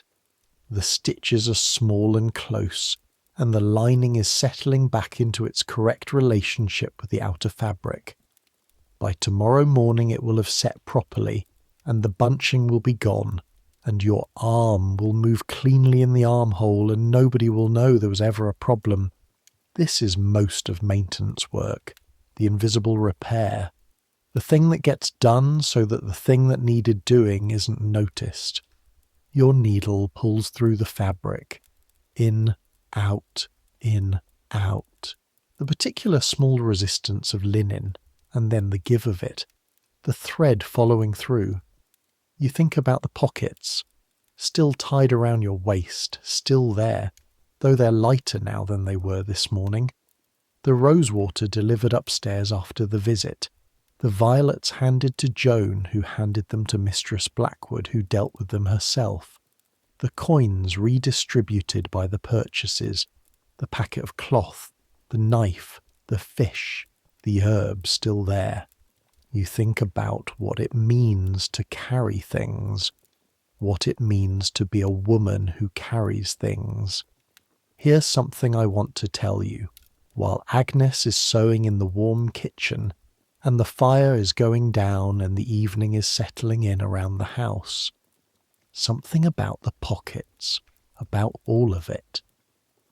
Because we've been following Agnes's pockets through her day, but Agnes's pockets are one specific iteration of something much broader, something that every woman in Tudor England is doing in one form or another, and the specifics of what they're carrying and why, and what the carrying means, that's the part that tells you things about this world that no portrait will show you. Let's start with the pocket itself.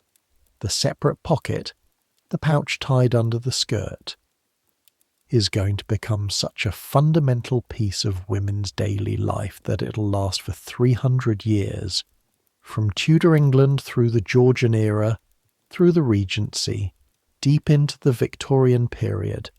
A separate garment, a thing tied on, a thing that travels with you and is part of you, and is not part of what anyone can see. This is not an accident. The reason women don't have pockets sewn into their clothing is partly structural. The skirts are too full, the silhouette too constructed for built-in pockets to work cleanly, and partly something else. Something about the world those skirts are moving through. Something about what it means to be a woman in 1543 who needs to carry things. Consider what Agnes is carrying. She has money. She has to have money because she goes to markets and conducts transactions, and the household small purchases run through her hands. But a woman with visible money is a woman with a target on her. The separate pocket under the skirt, accessible only through a slit that you have to know is there to find, is not a perfect security measure. It is, however, considerably better than a purse swinging visibly from a belt, which will be gone so fast you won't feel it leaving. She has her knife. A woman in Tudor England without a knife is a woman who cannot eat a meal properly, cannot manage fabric, cannot perform half the small cutting tasks that daily life requires. The knife at the girdle is normal.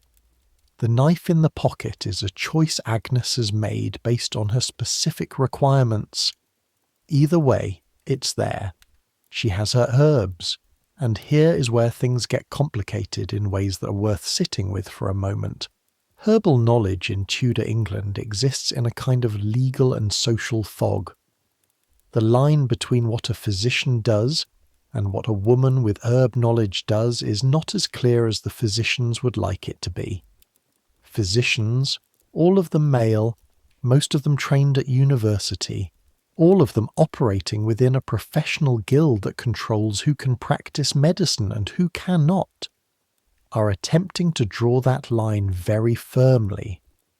They have been attempting to draw it for 100 years.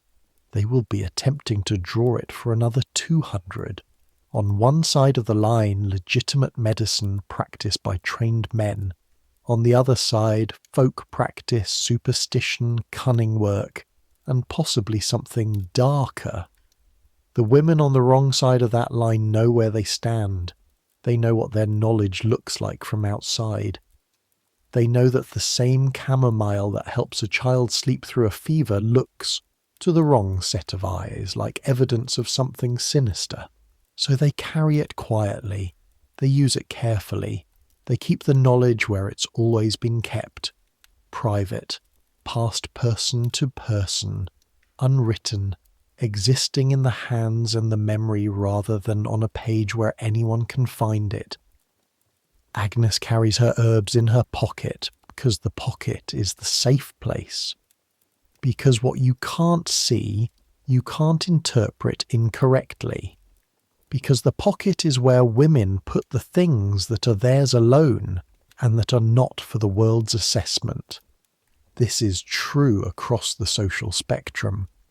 A noblewoman's girdle, the decorative chain at her waist from which her visible accessories hang, is a performance. The scissors and the needle case and the pomander, all of these say something about her, say that she is accomplished, domestic, devout, well provided for. The girdle is public, it's meant to be seen. But noble women also have pockets under their skirts. The inventory of what goes in them varies by person and by day and by circumstance, but the structure is the same, the public display and the private carrying. The visible self and the self that travels underneath, accessible only to the woman herself, known only to her. Consider for a moment what the women of the Tudor court are carrying under those extraordinary skirts. The skirts are enormous. The farthingale, the structure that holds the skirt out into its geometric shape, can add 3 feet of diameter in some of the more extreme versions. The skirt itself is multiple layers. Petticoats, the outer skirt, sometimes additional hanging panels. The amount of fabric involved in a Tudor court dress is genuinely astonishing. A dress belonging to a lady-in-waiting might have 12 to 15 yards of fabric in the skirt alone. The pocket underneath this is not just hidden, it's buried. And what's in those buried pockets? Letters. Always letters. The court is a place where information is currency, and letters are how information moves, and a woman who is a conduit for letters, carrying them from one person to another, carrying them on her person rather than entrusting them to a messenger who might be stopped and searched, is a woman with a very specific kind of power. The ability to move information invisibly, the ability to be the channel through which people who need to communicate with each other, without appearing to communicate with each other, actually communicate. There are women at Henry VIII's court right now in 1543, while Agnes is sewing her sleeve in a merchant's kitchen in London, who are carrying letters in their pockets that would, if found by the wrong person, end their lives. Not metaphorically, literally. The Tower of London is 15 minutes by boat from where you're sitting. The block is there. People who Henry decides have been disloyal, who have been carrying the wrong letters, who have been facilitating the wrong connections. People like that go to the Tower, and they don't always come back. Catherine Howard went to the Tower 18 months before this day. She was 18 years old. She was Henry's 5th wife. She was executed on the 7th of February, 1542, on Tower Green, and she was, by most accounts, guilty of some indiscretions and innocent of the specific charges laid against her, and in any case 19 years old, and quite possibly terrified throughout, and given very little opportunity to be anything else. The women who attended her, who dressed her, who carried things for her, who moved through her household, they knew things, they carried things. Some of them ended up in the Tower too for a while for questioning. One of them, Lady Rochford, was executed on the same day as Catherine. The pocket under the skirt is not always enough protection. Sometimes what's in it is found anyway, but usually it isn't. Usually the pocket does its job. Usually the things that need to travel invisibly, travel invisibly. And the woman carrying them arrives at her destination and delivers what she's carrying and goes home. And no one who watched her move through a room would have known she was doing anything other than moving through a room. Agnes is not carrying anything dangerous. Her herbs and her fish and her coins and her folded letter from her mother. None of these are things that would end her if found. She is not a woman at court. She is not the kind of woman whose pocket contents would matter to anyone above her station. But she carries everything in the same posture, with the same carefulness, using the same habit of discretion. Because discretion is not something you develop only when the stakes are high. You develop it always, in every small daily choice, until it becomes the way you move through the world. And then, if the stakes do ever become high, you already know how. Every woman in Tudor England knows this, not in words usually, in practice, in the specific habit of the hand that checks the pocket, that notes its contents, that registers their presence without making the noting visible to anyone watching. Supper is quiet. Mistress Blackwood eats in her chamber. Joan carries it up on a tray, the routine of it. The food that Bess prepared, now travelling up 2 flights of stairs on the good wooden tray to be eaten in a room by a woman who has had a day that required a great deal of her and who is now alone with it. You and Joan and Bess eat in the kitchen. The food is simple, a pottage of dried peas with a piece of salt fish and bread and the small beer. The pottage is thick and warm and taste of the herbs Bess adds automatically. Rosemary and thyme from the kitchen stores, the same combination every time because it works and because consistency is its own kind of virtue in a cook. The salt fish is what it is. It's November. Fresh fish in November in London is available if you're near the right markets and willing to pay the price. And sometimes Bess gets it. But tonight there's salt fish, and tonight you're grateful for it because salt fish is protein. And protein is what gets you through the next 12 hours. You eat. You don't talk much. This is an evening kitchen, and evening kitchens have their own rule about talking, which is that nobody is required to perform conversation. If someone has something to say, they say it. If no one has anything to say, the silence is not uncomfortable.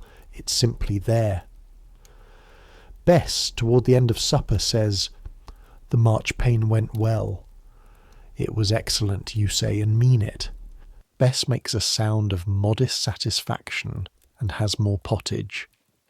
After supper, Joan goes up to help Mistress Blackwood to bed. The unlacing, the unpinning, the reverse of the morning's dressing. You clear the supper things, the limited version of washing up that the evening requires. Bess goes to her room, which is a small space off the kitchen that is hers specifically. One of the advantages of being the cook. You go upstairs, the room with the pallets. Mary, already asleep, her breathing steady.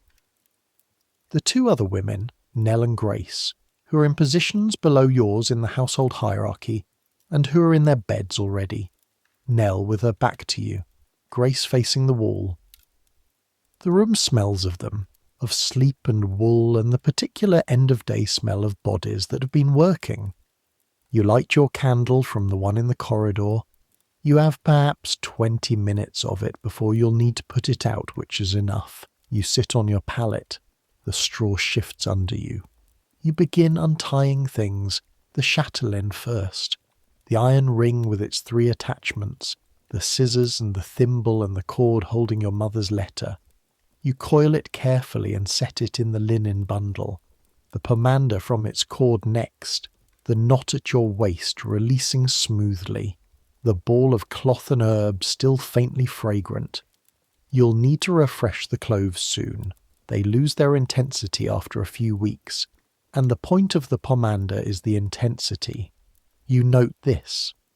Add it to the list that lives in the back of your mind, the maintenance list, the perpetual inventory of things that need attending to. Then the pockets. You reach through your skirt to the cord at your waist and loosen the knot. The specific knot Joan taught you, releasing cleanly as it should. The left pocket first, then the right. You lay them on your knee and begin removing the contents, placing each thing in the linen bundle with the care of someone inventorying something valuable. The coins, counted, correct. 3 pennies, the groat. You spent the half-groat on the violets and rosewater part of it, and the remaining change went back to Mistress Blackwood. The groat is still emergency money, still untouched. This is good. This is the preferred state of the emergency groat. The handkerchief. Used once when the alley near the chandler's produced a smell that required direct action. Needs washing. You set it aside with a small mental note. The knife, set in the bundle, in its specific position where you always put it, which means your fingers will know where it is in the dark when you reach for it in the morning. The herbs, still wrapped, still tied, the chamomile and valerian faintly present under the cloth. The fish. You hold it for a moment. The smooth, worn bone. It has the specific warmth of something that's been against a human body all day. The objects you carry take on your temperature, become part of the climate of you. Cold when you take them off, warm when you're wearing them. You put it in the bundle, you wrap the linen carefully and put it under the edge of your pallet, the familiar position. Slide it in until it's against the wall, where it won't be dislodged. The candle is burning low. You pull off your shoes, leather, slightly damp from the morning streets, and you'll stuff them with a bit of the straw in the morning to help them hold their shape as they dry. You remove your coif, letting your hair out of its careful arrangement, and it falls around your shoulders and you feel the release of it. The particular relief of not having your hair pinned and contained. The scalp's quiet protest at the day's demands followed by the easing of those demands. You don't undress further. The room is cold enough that sleeping in your clothes is not laziness but pragmatism. You've noticed that Joan does the same. You've noticed that almost everyone in this house sleeps in at least their bodice and petticoat. Undressing fully for sleep is a luxury of people who have warm rooms to sleep in, and you don't have a warm room to sleep in, and this is simply a fact about your life right now. You lie down, pull the blanket over you, the straw shifts and settles beneath you. The candle at the far edge of its life flickers. Outside, London. You have lived here 8 months and you still aren't entirely accustomed to the sound of it at night, though you're more accustomed than you were. The city doesn't stop. That's the thing about London, the thing that Sudbury didn't prepare you for at all, because Sudbury stops at night. Not completely. People are always up with the animals, someone's always in some difficulty somewhere, but largely. There's a qualitative change to the sound of Sudbury after dark that amounts to something like quiet. London doesn't do that. London at night is a lower version of London in the day. Still full, still moving. The watchmen on their rounds. You can hear the one assigned to this street. His voice calling the hour in that particular carrying call that watchmen develop. Not quite a shout, but designed to travel. A cart somewhere distant, which at this hour is almost certainly doing something that couldn't be done during the day. The specific delivery of things that benefit from darkness. Goods that haven't paid their full customs. Animals that needed to be moved without anyone counting them carefully. That sort of thing. Further away, voices. A tavern still going, several streets over. the music from it not quite reaching you, only the fact of it, a vibration in the air that your body registers rather than your ear. And above all of it, below all of it, everywhere, the river. You can't see it from this window and you can barely hear it, but you can feel it in the air, in the particular quality of the moisture that settles on everything in this city, in the faint smell of it even now, even this far away, even with the windows closed. The Thames is always here. The city is built around it and on it and toward it, and the river is inside everything. The temperature of the stone and the smell of the fog and the way the mist sits in the streets in the mornings before the day burns it off. Agnes Moat, you think. You have been thinking of yourself in the third person increasingly, which is strange, but which might be a feature of living in someone else's house and managing someone else's life. There is the self you know as yourself, which has the particular interior texture of your own thoughts and history. And there is the Agnes Moat who moves through this household, who dresses its mistress and runs its errands and stands in its hall during important visits. That one is also you, obviously, but she moves differently. She occupies different space. She performs different things. You're still working out how they fit together. Your mother's letter, in the bundle under the pallet. The brown hen has died, but the other ones are fine. Your father's fish, worn smooth by 12 years on his workbench and then 8 months in your pocket. Sudbury is a real place. It still exists. Your parents are in it tonight, in a house you've been in every day of your life until 8 months ago. Your mother is probably in bed already. She goes early, always has, the practical early rising schedule of someone who has a great deal to do before the rest of the house wakes up. Your father might be in his workroom still, doing the small accounts he always does in the evenings, the cloth merchant's endless arithmetic. You miss them in a way that's not sharp anymore.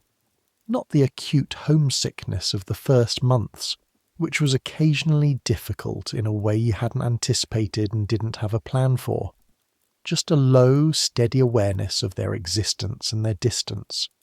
A fact you carry the way you carry the fish. Always present. Not always in your hand, just there. Joan. 6 years in this house. Before that you don't know. Joan doesn't offer thee before that and you don't ask for it. But 6 years is 6 years, and in those 6 years Joan has built something. Knowledge, position, the trust of a difficult and precise woman, the authority of competence in a household that requires a great deal of competence to run. Joan's version of having enough. Joan's version of survival done well.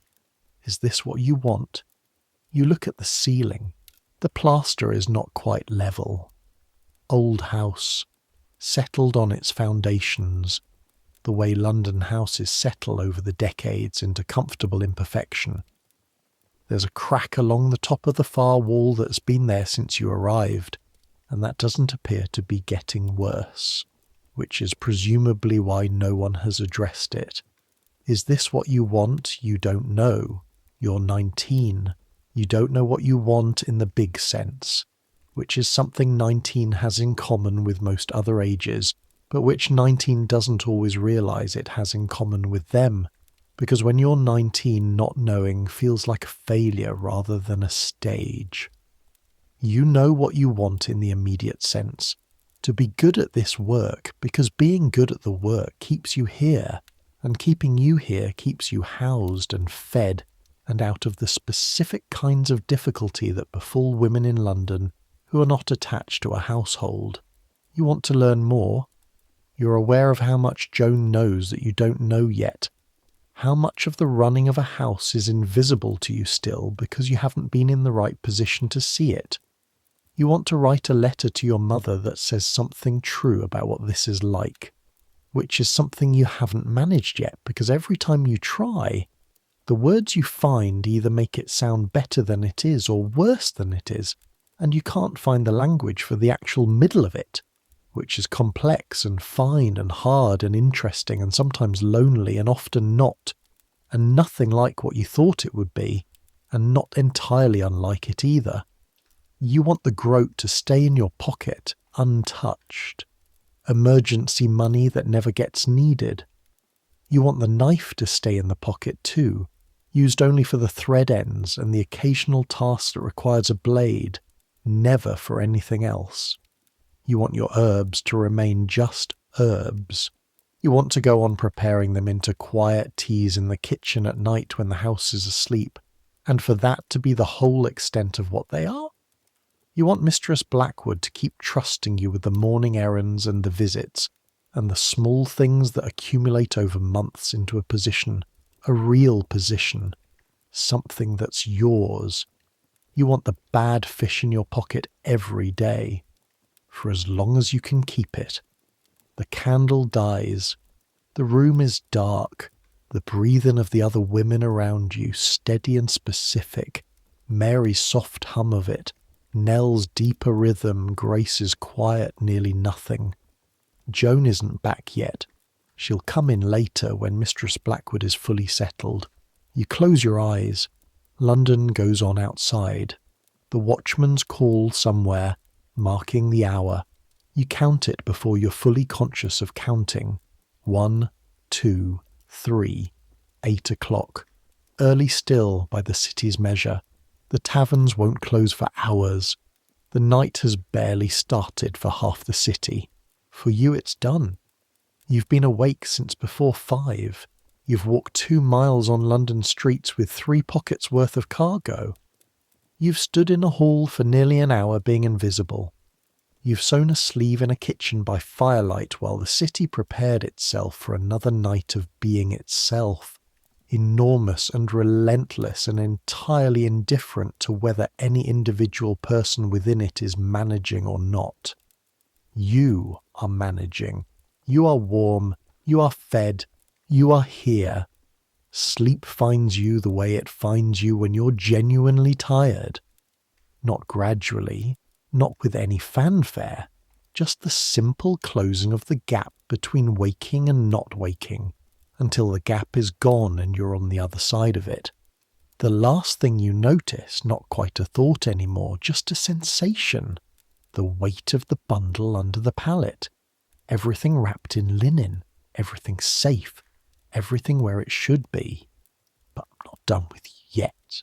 I want to go somewhere else before we get to the end of this night. I want to go elsewhere in this world. Not away from Agnes, but wider than Agnes. Because Agnes is one woman's one day, and Tudor England is full of days and full of women, and the things those women carry under their skirts tell you things that no court record and no official history and no portrait in a gilded frame is going to tell you. Let's go to a different house, larger than the Blackwood House, one of the great houses that rings the edges of London, built or rebuilt by men who made fortunes in the new order Henry created when he broke with Rome and dissolved the monasteries and sold the lands and the buildings and the stone itself to whoever had the money to buy. A house with a courtyard and a gatehouse, and a household of 40 people, and a woman at its centre who has managed it for 20 years, and who, this same evening that Agnes is falling asleep in her kitchen attic, is sitting in her counting room with her household accounts spread in front of her. Her name is Marjorie. She's 51. Her husband was a lawyer who died 7 years ago of the sweating sickness, which moved through London in 1528 with the speed and efficiency of something that wanted to demonstrate a point. She runs the estate herself. She has a steward, but she oversees the steward. She has a household staff of 40, but she knows every one of their names and a fair amount about their habits, the ones that are useful and the ones that need managing. On Marjorie's girdle hang her household keys. She carries these herself, not because a housekeeper couldn't carry them, but because the keys are the symbol of authority in a large household, the physical representation of the person in charge, and she is in charge, and she is not inclined to let that be ambiguous. 6 keys on the girdle, the still room, where the preserves and the medicines and the better spirits are kept, the wine cellar, the linen press, the household accounts chest, the jewellery box in her bedchamber, and a key to the gate that opens the private garden, where she sometimes goes at dawn when the house isn't awake yet, to walk by herself and think. The keys make a sound when she moves, not a loud sound. The ring is leather wrapped so they don't clang, but a present sound. People who work for Marjorie hear her coming, not because she intends to announce herself, but because the keys are always moving slightly as she walks. It has become, over 20 years, the sound that means she is here, she is present, she is paying attention. It has become the sound that means do your work correctly. Marjorie's pocket holds different things from Agnes's. More money, for one thing. Marjorie manages a household budget that runs to thousands of pounds a year, and she carries a significant purse, because decisions that require money sometimes need to be made quickly, and a woman who has to send someone for the purse first is a woman who has already ceded some authority. The money in her pocket is working capital. It is also a statement. She carries, folded very small, a list of debts owed to the household. People who have taken goods on credit or who owe rent on lands attached to the estate. She reviews it regularly, not because she might forget. She has a memory like a very organised cupboard, but because the physical act of looking at the list keeps it real and prevents the comfortable rounding down that happens when you try to manage large numbers purely in your head. She carries a small knife with a decorated handle, not a working knife, a good one. The handle is silver with an inlay of niello, a dark decorative compound. Her husband gave it to her in the first year of their marriage. She has used it practically every day since. Both things can be true. She carries a small book. Not a book of accounts. Those are in the counting room. This is a different book, a collection of copied prayers and meditations, handwritten, assembled over years from different sources. A page from a devotional text she found once, copied out by hand because the book itself wasn't hers to keep. A prayer she learned from her mother.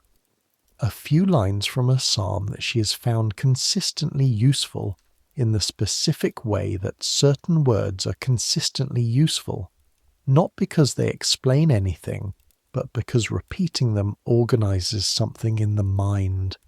The book is partly Catholic in its references, which is a fact that Marjorie holds carefully in the pocket of her discretion, rather than in her actual pocket, though the actual pocket is where the book lives.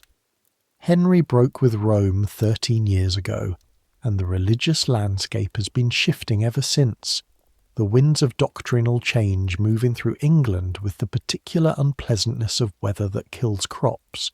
What you can pray and how you can pray it and who you can pray to has changed multiple times in Marjorie's adult life. She has adapted, as people who want to survive adapt, but she has also kept what she has kept in the private space of her own conscience, accessed through the actual private space of her pocket. Nobody searches Marjorie's pocket. She is 51, and she is the mistress of a substantial estate, and she carries herself with the specific authority of a woman who is not afraid. And she has learned that not afraid is a thing you can project even when you feel something more complicated, and that the projection creates its own reality over time. She is not always afraid. She was more afraid in the years right after her husband died, when the estate's direction was genuinely uncertain, and when there were men who circled with the specific interest of men who are calculating whether a widow can be managed. She made it clear with her keys and her money and her deliberate, unhesitating presence in her own counting room that she could not be managed. 2 of those men married elsewhere. One of them eventually became useful. Now she's 51 and the accounts are in front of her and the house is quiet. Most of it, the way large houses are quiet in the evening. Not silent, but down to its working sounds. The fires and the footsteps and the distant sound of the hall where the younger servants eat. And her keys are on the table next to her hand because she took them off when she sat down because they're heavy. And she's reading the accounts with the attention of someone who has been reading accounts for 20 years and knows exactly what a suspicious entry looks like and where they tend to hide. Her pocket is on the chair beside her. She put it there when she sat, the cord loose. The book of prayers and the knife and the money and the list of debts and various other things accumulated over the day. A note passed to her by the gardener about the state of the apple store, which is relevant and requires a decision about the preservation process before the apples go further. A small dried flower which she picked up from the floor of the great hall and doesn't remember why she kept, but which is there, in the pocket, alongside the accounting and the prayers. This is what pockets do. They hold both, the transaction and the dried flower, the emergency money and the letter from your mother, the knife for the thread ends and the fish your father gave you. Women are not one thing. Women's pockets are not one thing. The contained and the tender and the practical and the private and the protecting and the carrying and the reaching for when the day finds out and the holding against your body all day warm. All of it, all at once, under the skirts, invisible from outside, known only to the person wearing them. This is what Tudor women kept tied under their skirts before they left the house each morning. This is what every woman in Tudor England did, from Agnes in her kitchen attic to Marjorie in her counting room to the ladies at court with their dangerous letters to the women in the market, with their coin purses to the goodwife in the farmhouse outside the city, with her key to the dairy and her dried herbs and the specific prayers she says for specific people on specific mornings while the fire gets going and the day begins. All of them carrying, all of them prepared, all of them moving through the same world with their particular systems for surviving it, specific to them, invisible to everyone else, theirs. Let me tell you something about the pomander. Not Agnes's cloth ball of rosemary and cloves, though we'll come back to that. I want to tell you about the real ones, the expensive ones, the ones that hang from the girdles of the women at court and in the great houses, and that you can find today in museums, sitting in glass cases, small and extraordinary and smelling of nothing now, the scent long since gone out of them, but still present in their structure, still telling their story if you know how to read it. A pomander is a hollow sphere, usually metal, gold or silver gilt for the women who want to look like gold as a casual choice.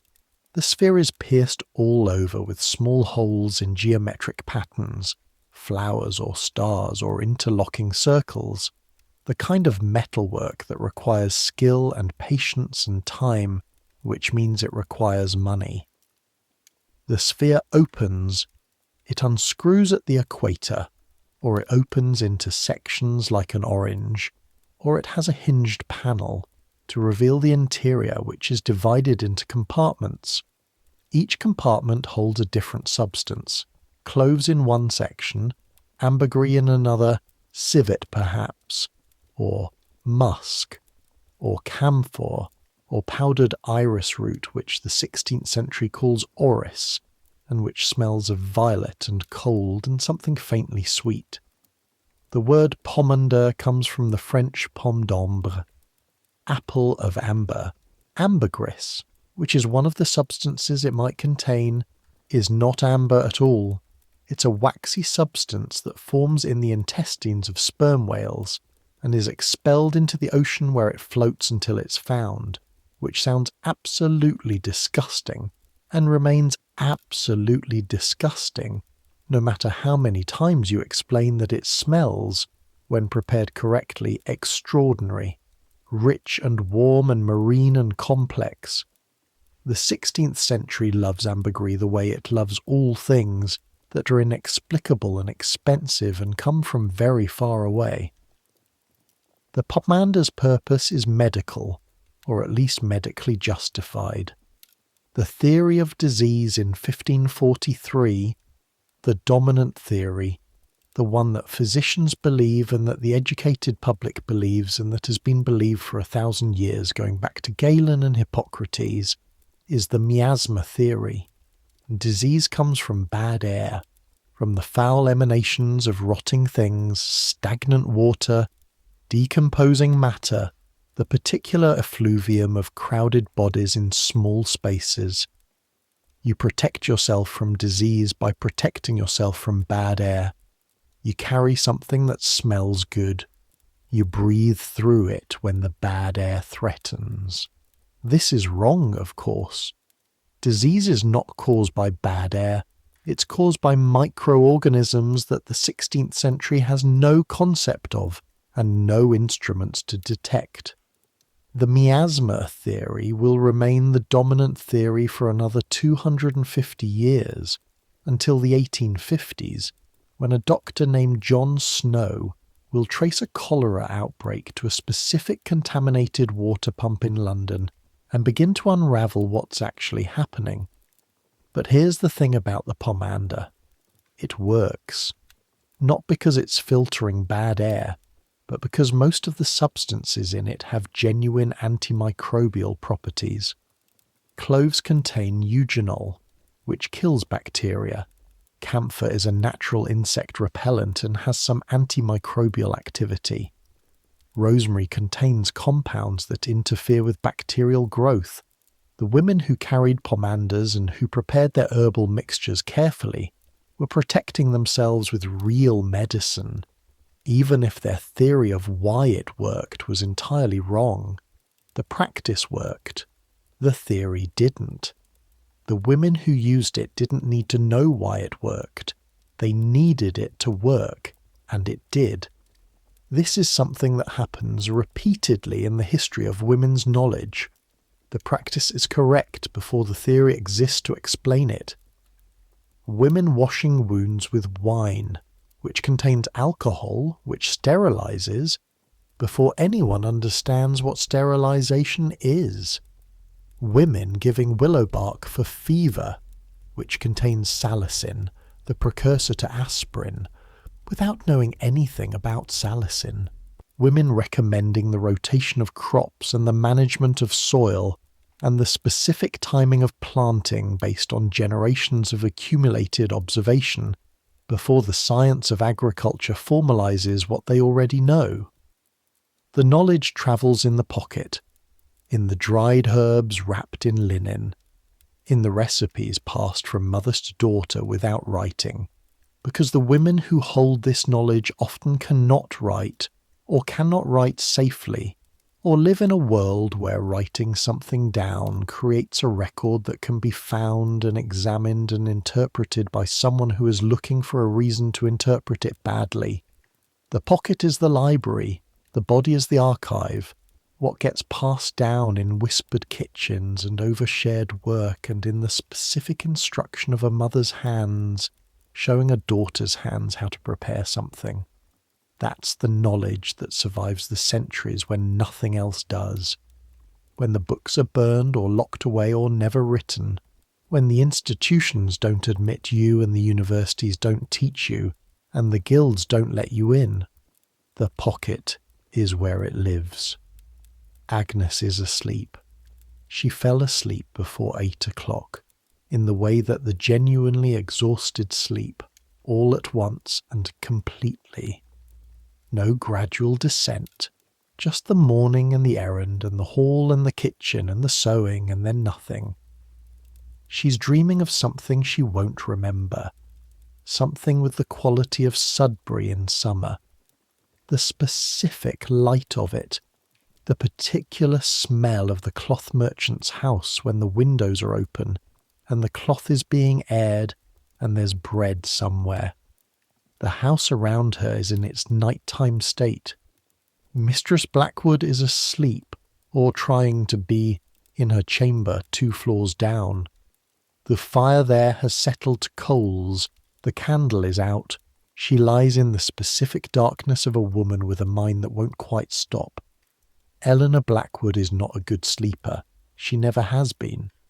Reviewing the afternoon's visit, the things Francis Cromwell said, and the things she didn't say, and what the didn't says mean, the specific grammar of a conversation between 2 women who are both being careful, and who both know the other is being careful, and who communicate partly in what they choose to leave out. Francis Cromwell said, "She needs to move. Not the house. She's managed the house. But a connection has gone wrong. A person who was useful has stopped being useful, and she needs to find a replacement connection before the absence becomes visible." She said this in language that said none of those specific things, in the language of women who have learned to speak around what they mean rather than at it. Eleanor understood every word. What Eleanor said back was, "I know someone. I will find a way. Not this week. This week is too visible, but soon. What all of this will require from Agnes eventually, probably. Another errand, probably. Another market morning. Another package in the pocket. Another face to match to a name. Another transaction conducted with discretion and speed. Not yet, but soon." Eleanor Blackwood does not worry about Agnes's discretion. She decided 3 months ago that she didn't need to worry about it. The way Agnes held herself in the hall during the visit. The way she opened the door at exactly the right moment. Not too early, not a moment late. The way her eyes came up and went down when Francis Cromwell looked at her. The specific timing of a woman who understands what she's not supposed to have seen, and is performing not having seen it, with just enough naturalness to be convincing. Agnes doesn't know Eleanor has noticed any of this. That's part of why it works. Joan knows. Joan notices everything and says only what needs saying, which is usually less than half of what she's noticed. Joan has been managing Eleanor Blackwood's household for 6 years. She's watched apprentice after apprentice come through the back door with their country faces and their not yet knowing. Some of them learn, some of them don't. The ones who learn, Joan invests in. The ones who don't, she manages out before they become a problem. Agnes is going to learn.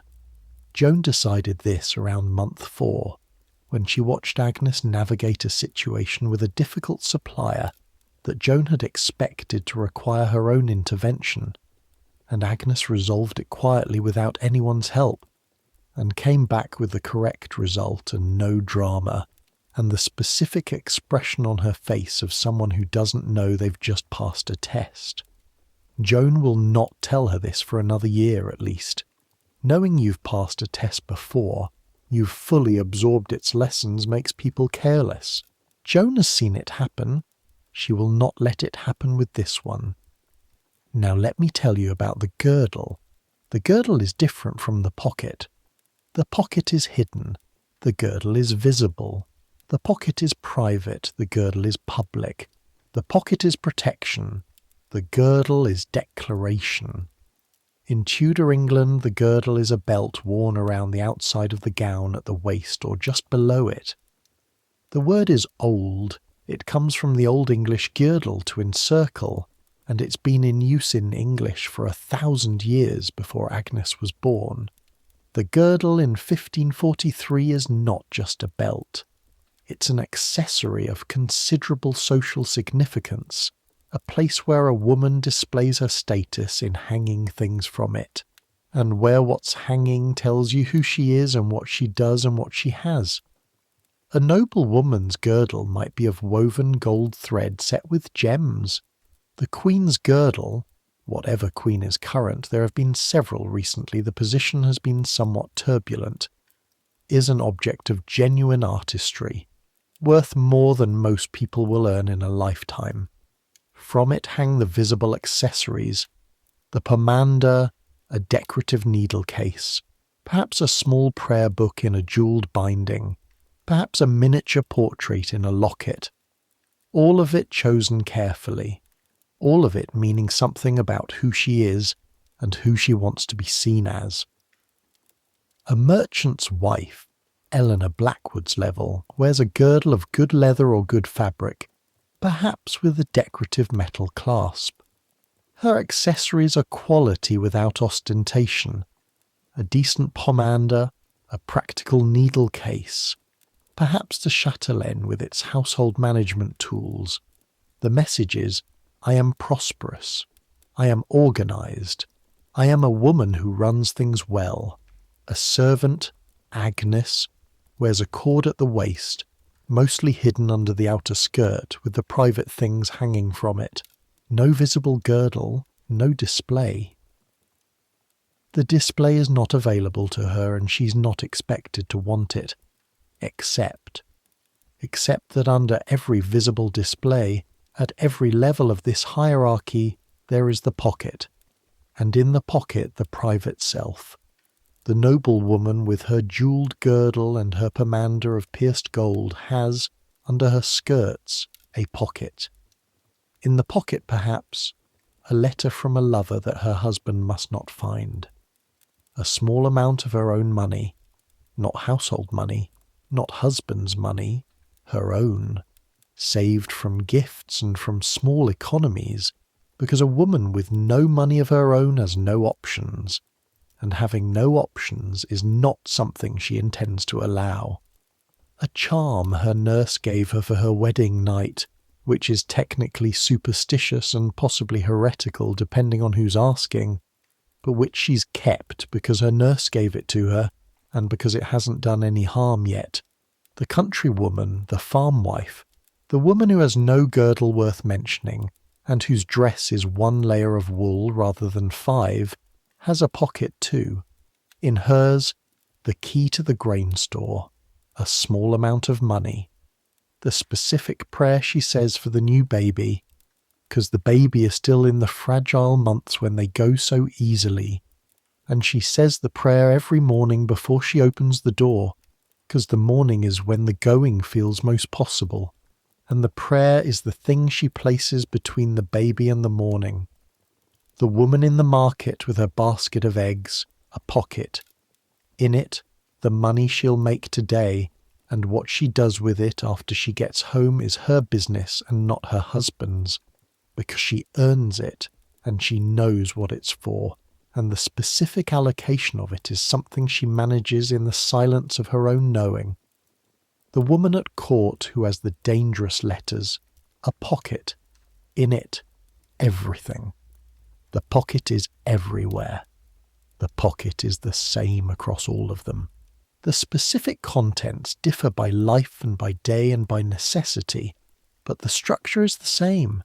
The hidden carrying, the private self, the things that travel underneath, the reaching for when needed, the untying at the end of the day.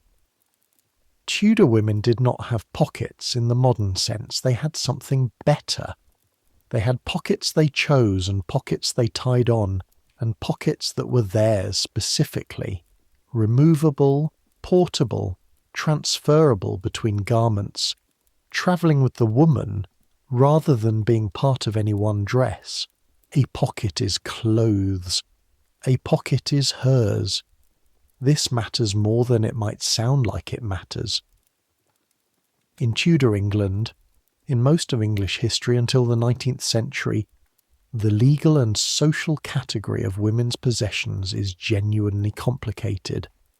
A married woman under English common law is a femme covert, covered by her husband legally. Her possessions are in principle his, her money is his, her property is his. She cannot make legal contracts in her own name. She cannot sue. She cannot own. In practice, it's more complicated than that. Always more complicated. Always negotiated. Always a living arrangement between theory and what people actually do in their actual lives. But the principle is there. A married woman's things are not quite hers. The pocket, though. The pocket under the skirt's invisible, tied on by her hands every morning and untied by her hands every night. The pocket is hers in the most immediate, most practical, most daily sense. Nobody looks in it. Nobody has the right to look in it. Nobody goes there without permission, without extraordinary circumstances, without crossing a line that most people, even in a world of very limited women's autonomy, instinctively recognise. The pocket is the space where ownership is simply a fact, not a legal principle, not a theoretical right, just, these are mine, they are on my body, they are here. This is not nothing. This is quite a lot, actually, in a world that has made most things not hers. Deeper in the night now. The city's sound has dropped another register. The taverns are beginning to empty. Not all of them. There are places in London that genuinely never close. Places in the rookeries south of the river and in the darker streets round Aldgate where something is always happening and the night is never quieter than a murmur. But the ordinary drinking establishments, the ones that working people use, those are letting out their last customers now. The doors opening and closing in the cold November air, the voices of men making their way home or to wherever they're going. Joan came back in an hour ago. Agnes felt it in some partial way. The door, the specific sound of Joan's tread, the settling of the pallet. She didn't fully surface, just registered it and went back down. Now the room breathes the steady collective breath of 5 women sleeping. Mary, whose inner clock is calibrated to something slightly different from everyone else's, will be up in 3 hours. 4 at most.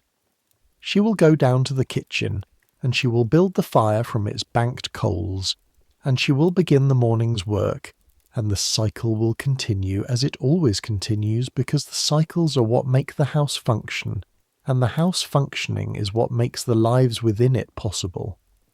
The fire in the kitchen below has been banked and will hold until morning. The candles throughout the house are out. The coals in Mistress Blackwood's fireplace will still be faintly warm when she wakes. Not enough to warm the room, but enough to make the lighting of the morning fire faster than starting from cold.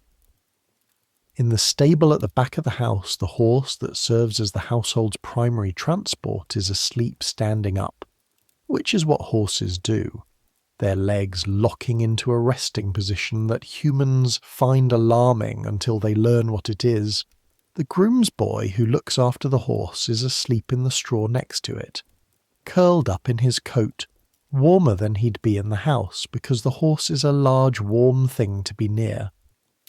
London, out beyond the walls of this house, is doing its nighttime things.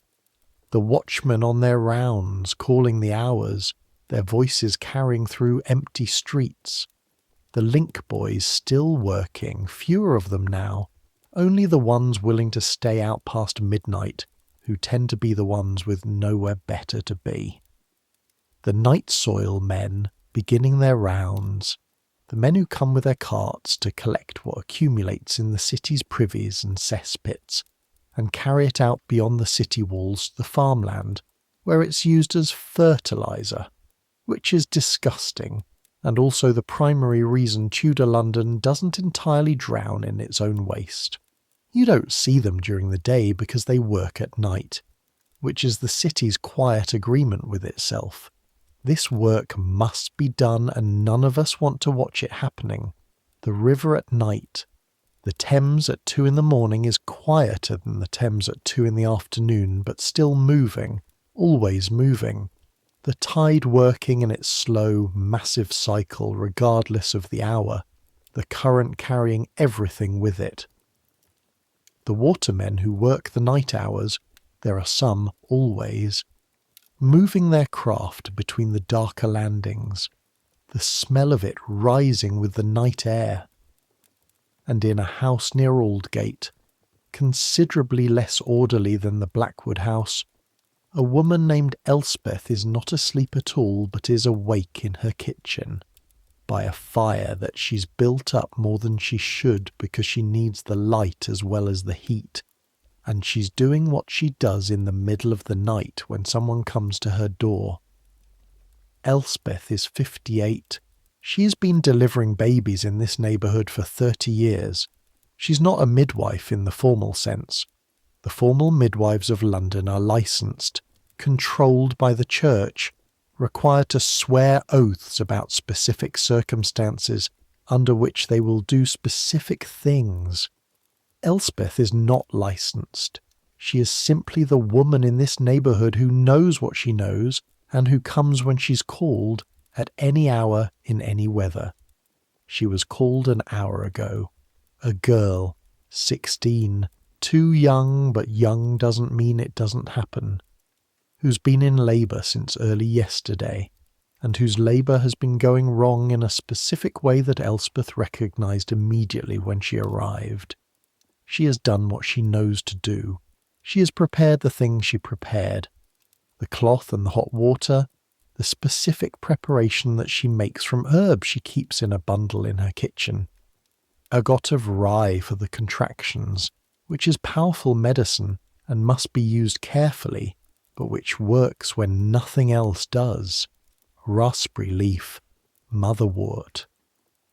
She has used her hands and her knowledge and her particular combination of confidence and gentleness that she has learned is the most important thing she brings into her room. The baby arrived 20 minutes ago. A girl, small but alive, crying the specific outrage cry of the newly born. Elspeth is sitting by the fire with a cup of something warm, letting her hands rest. The mother is asleep, exhausted sleep. The collapse of a body that has been working past its limit for 20 hours. The baby is in the care of the grandmother, who sits with it in the other room, wrapped in cloth, warming in the firelight. Elspeth's pocket, which is on the table next to her, holds her herb bundle, a small pair of scissors, a folded cloth, some coins, and a small piece of coral strung on a leather cord, old enough that the coral has worn smooth and the leather has been replaced 3 times. The coral is for the babies. She carries it and places it near the newborn during the first hour. A charm, technically, the kind of thing that official religion frowns on, and that Elspeth has been doing for 30 years because she watched her own teacher do it, and because she has delivered in 30 years 400 and some babies, and the ones she's lost she carries in her memory, not as failures, but as griefs. Individual griefs, each one named and known. The one she's saved. She is not a saint. She is not a witch. She is a woman with specific knowledge and specific tools and the willingness to be awake at 2 in the morning in November, when a girl who's been in labour for 20 hours needs someone who knows what to do. Her pocket holds what she needs to do what she does. That's all. That's everything. Go back now. Come back to the Blackwood house. Back to the attic room. Back to the 5 women sleeping. Agnes in the particular depth of genuine sleep. She is not dreaming of Sudbury anymore. She is past dreams, in the deeper territory where the mind goes when it has released everything else. No images, no narrative, just the body's dark interior life, the breath, the heartbeat, the slow processing of the day's information as the sleeping brain does its work of filing and connecting and deciding what matters. In the bundle under the pallet, the fish sits in its linen wrapping. It is made of sheep bone, carved badly by a 7-year-old who was trying to make a dog. It has been on a man's workbench for 12 years and in a young woman's pocket for 8 months. It has been carried from Sudbury to London on a cart and through the streets, to the apothecary and the chandler and back, and to the market on Tuesday and the supplier across the bridge on Thursday, and the errand to Whitechapel the week before last when Mistress Blackwood needed something specific and sent Agnes because Agnes is reliable. It has been handled in moments of anxiety and in moments of boredom, and in the particular moment at the hall door when Agnes opened it and Francis Cromwell looked at her, and Agnes's hand was in her pocket without her noticing, the fingers closing around the bone shape of something that made the moment passable. It is a piece of sheep bone badly carved by a child. It contains everything. This is the thing about what women carry. The functional and the loved are not separate categories. The pocket holds both the emergency money and the fish, the knife for real use and the letter from your mother, the herbs that work and the coral that maybe doesn't, but that represents 30 years of knowing you will show up when someone needs you to show up. None of it is just one thing. None of it is only practical or only personal. The practical is personal. The personal is how you survive. The carrying is the carrying. Let's go to sleep now. Not yet all the way. Stay with me a little longer, while the city settles and the November dark holds everything still for a few more hours. I want to tell you one more thing. The women we've been following tonight, Agnes in her attic, Marjorie in her counting room, Elspeth by her kitchen fire, Francis Cromwell in whatever house she's sleeping in tonight with her particular weight of surveillance and caution, and the fractional loosening that an afternoon safe conversation gave her. These women will not be in any history book, not the important ones, not the ones that get taught. The history books of 1543 are about Henry VIII, who is in the last years of his life now and knows it and doesn't know it, who is enormous and painful in his body and unpredictable in his moods, and who has, in the course of his reign, executed 2 of his wives and 1 of his closest advisers, and more people than anyone has bothered to count accurately. The history books are about the break with Rome and the dissolution of the monasteries, and the religious changes sweeping through England and the political manoeuvring of the men at court. These things matter. They happened. They changed England permanently, and England changed the world, and so they matter in the large sense that large things matter. But the morning Agnes spent walking to Newgate Street with a grocery list in her head and a knife in her pocket also happened, also mattered. The morning Elspeth spent with her hands and her herb bundle and her piece of coral, bringing a girl and a baby through something that could have gone the other way. That happened. That mattered. The history that gets written is always the history of power as power understands itself. The men with the titles and the armies and the documents, the things that leave a written record because the people who made them had the resources to create records, the time and the literacy and the access to the materials of record making. The other history, the history of what was in the pocket, of who went to whom in the middle of the night, of what knowledge passed between whose hands in what kitchen, of what a woman carried and why. That history lives in the objects themselves when they survive, and in the spaces between the official records, and in the particular way that the pockets never appear in the portraits.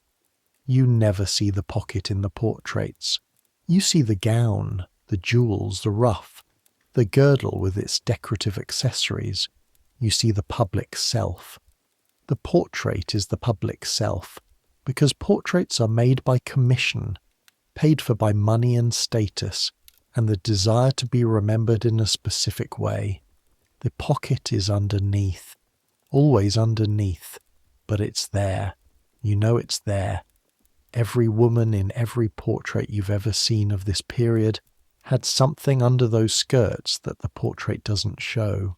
Had a pocket, had things in it, had specific reasons for those specific things, had a system, had a plan, was carrying her survival and her tenderness and her emergency money and her bad fish all at once, every morning, under the painting you're looking at. The pocket is always there, even when you can't see it. And now we go all the way down. Come back to Agnes one last time. To the attic room and the November night, and the 5 women breathing in their sleep, to the bundle under the pallet, to the bonefish in the linen wrapping, to the city going its slow nighttime way outside the wall.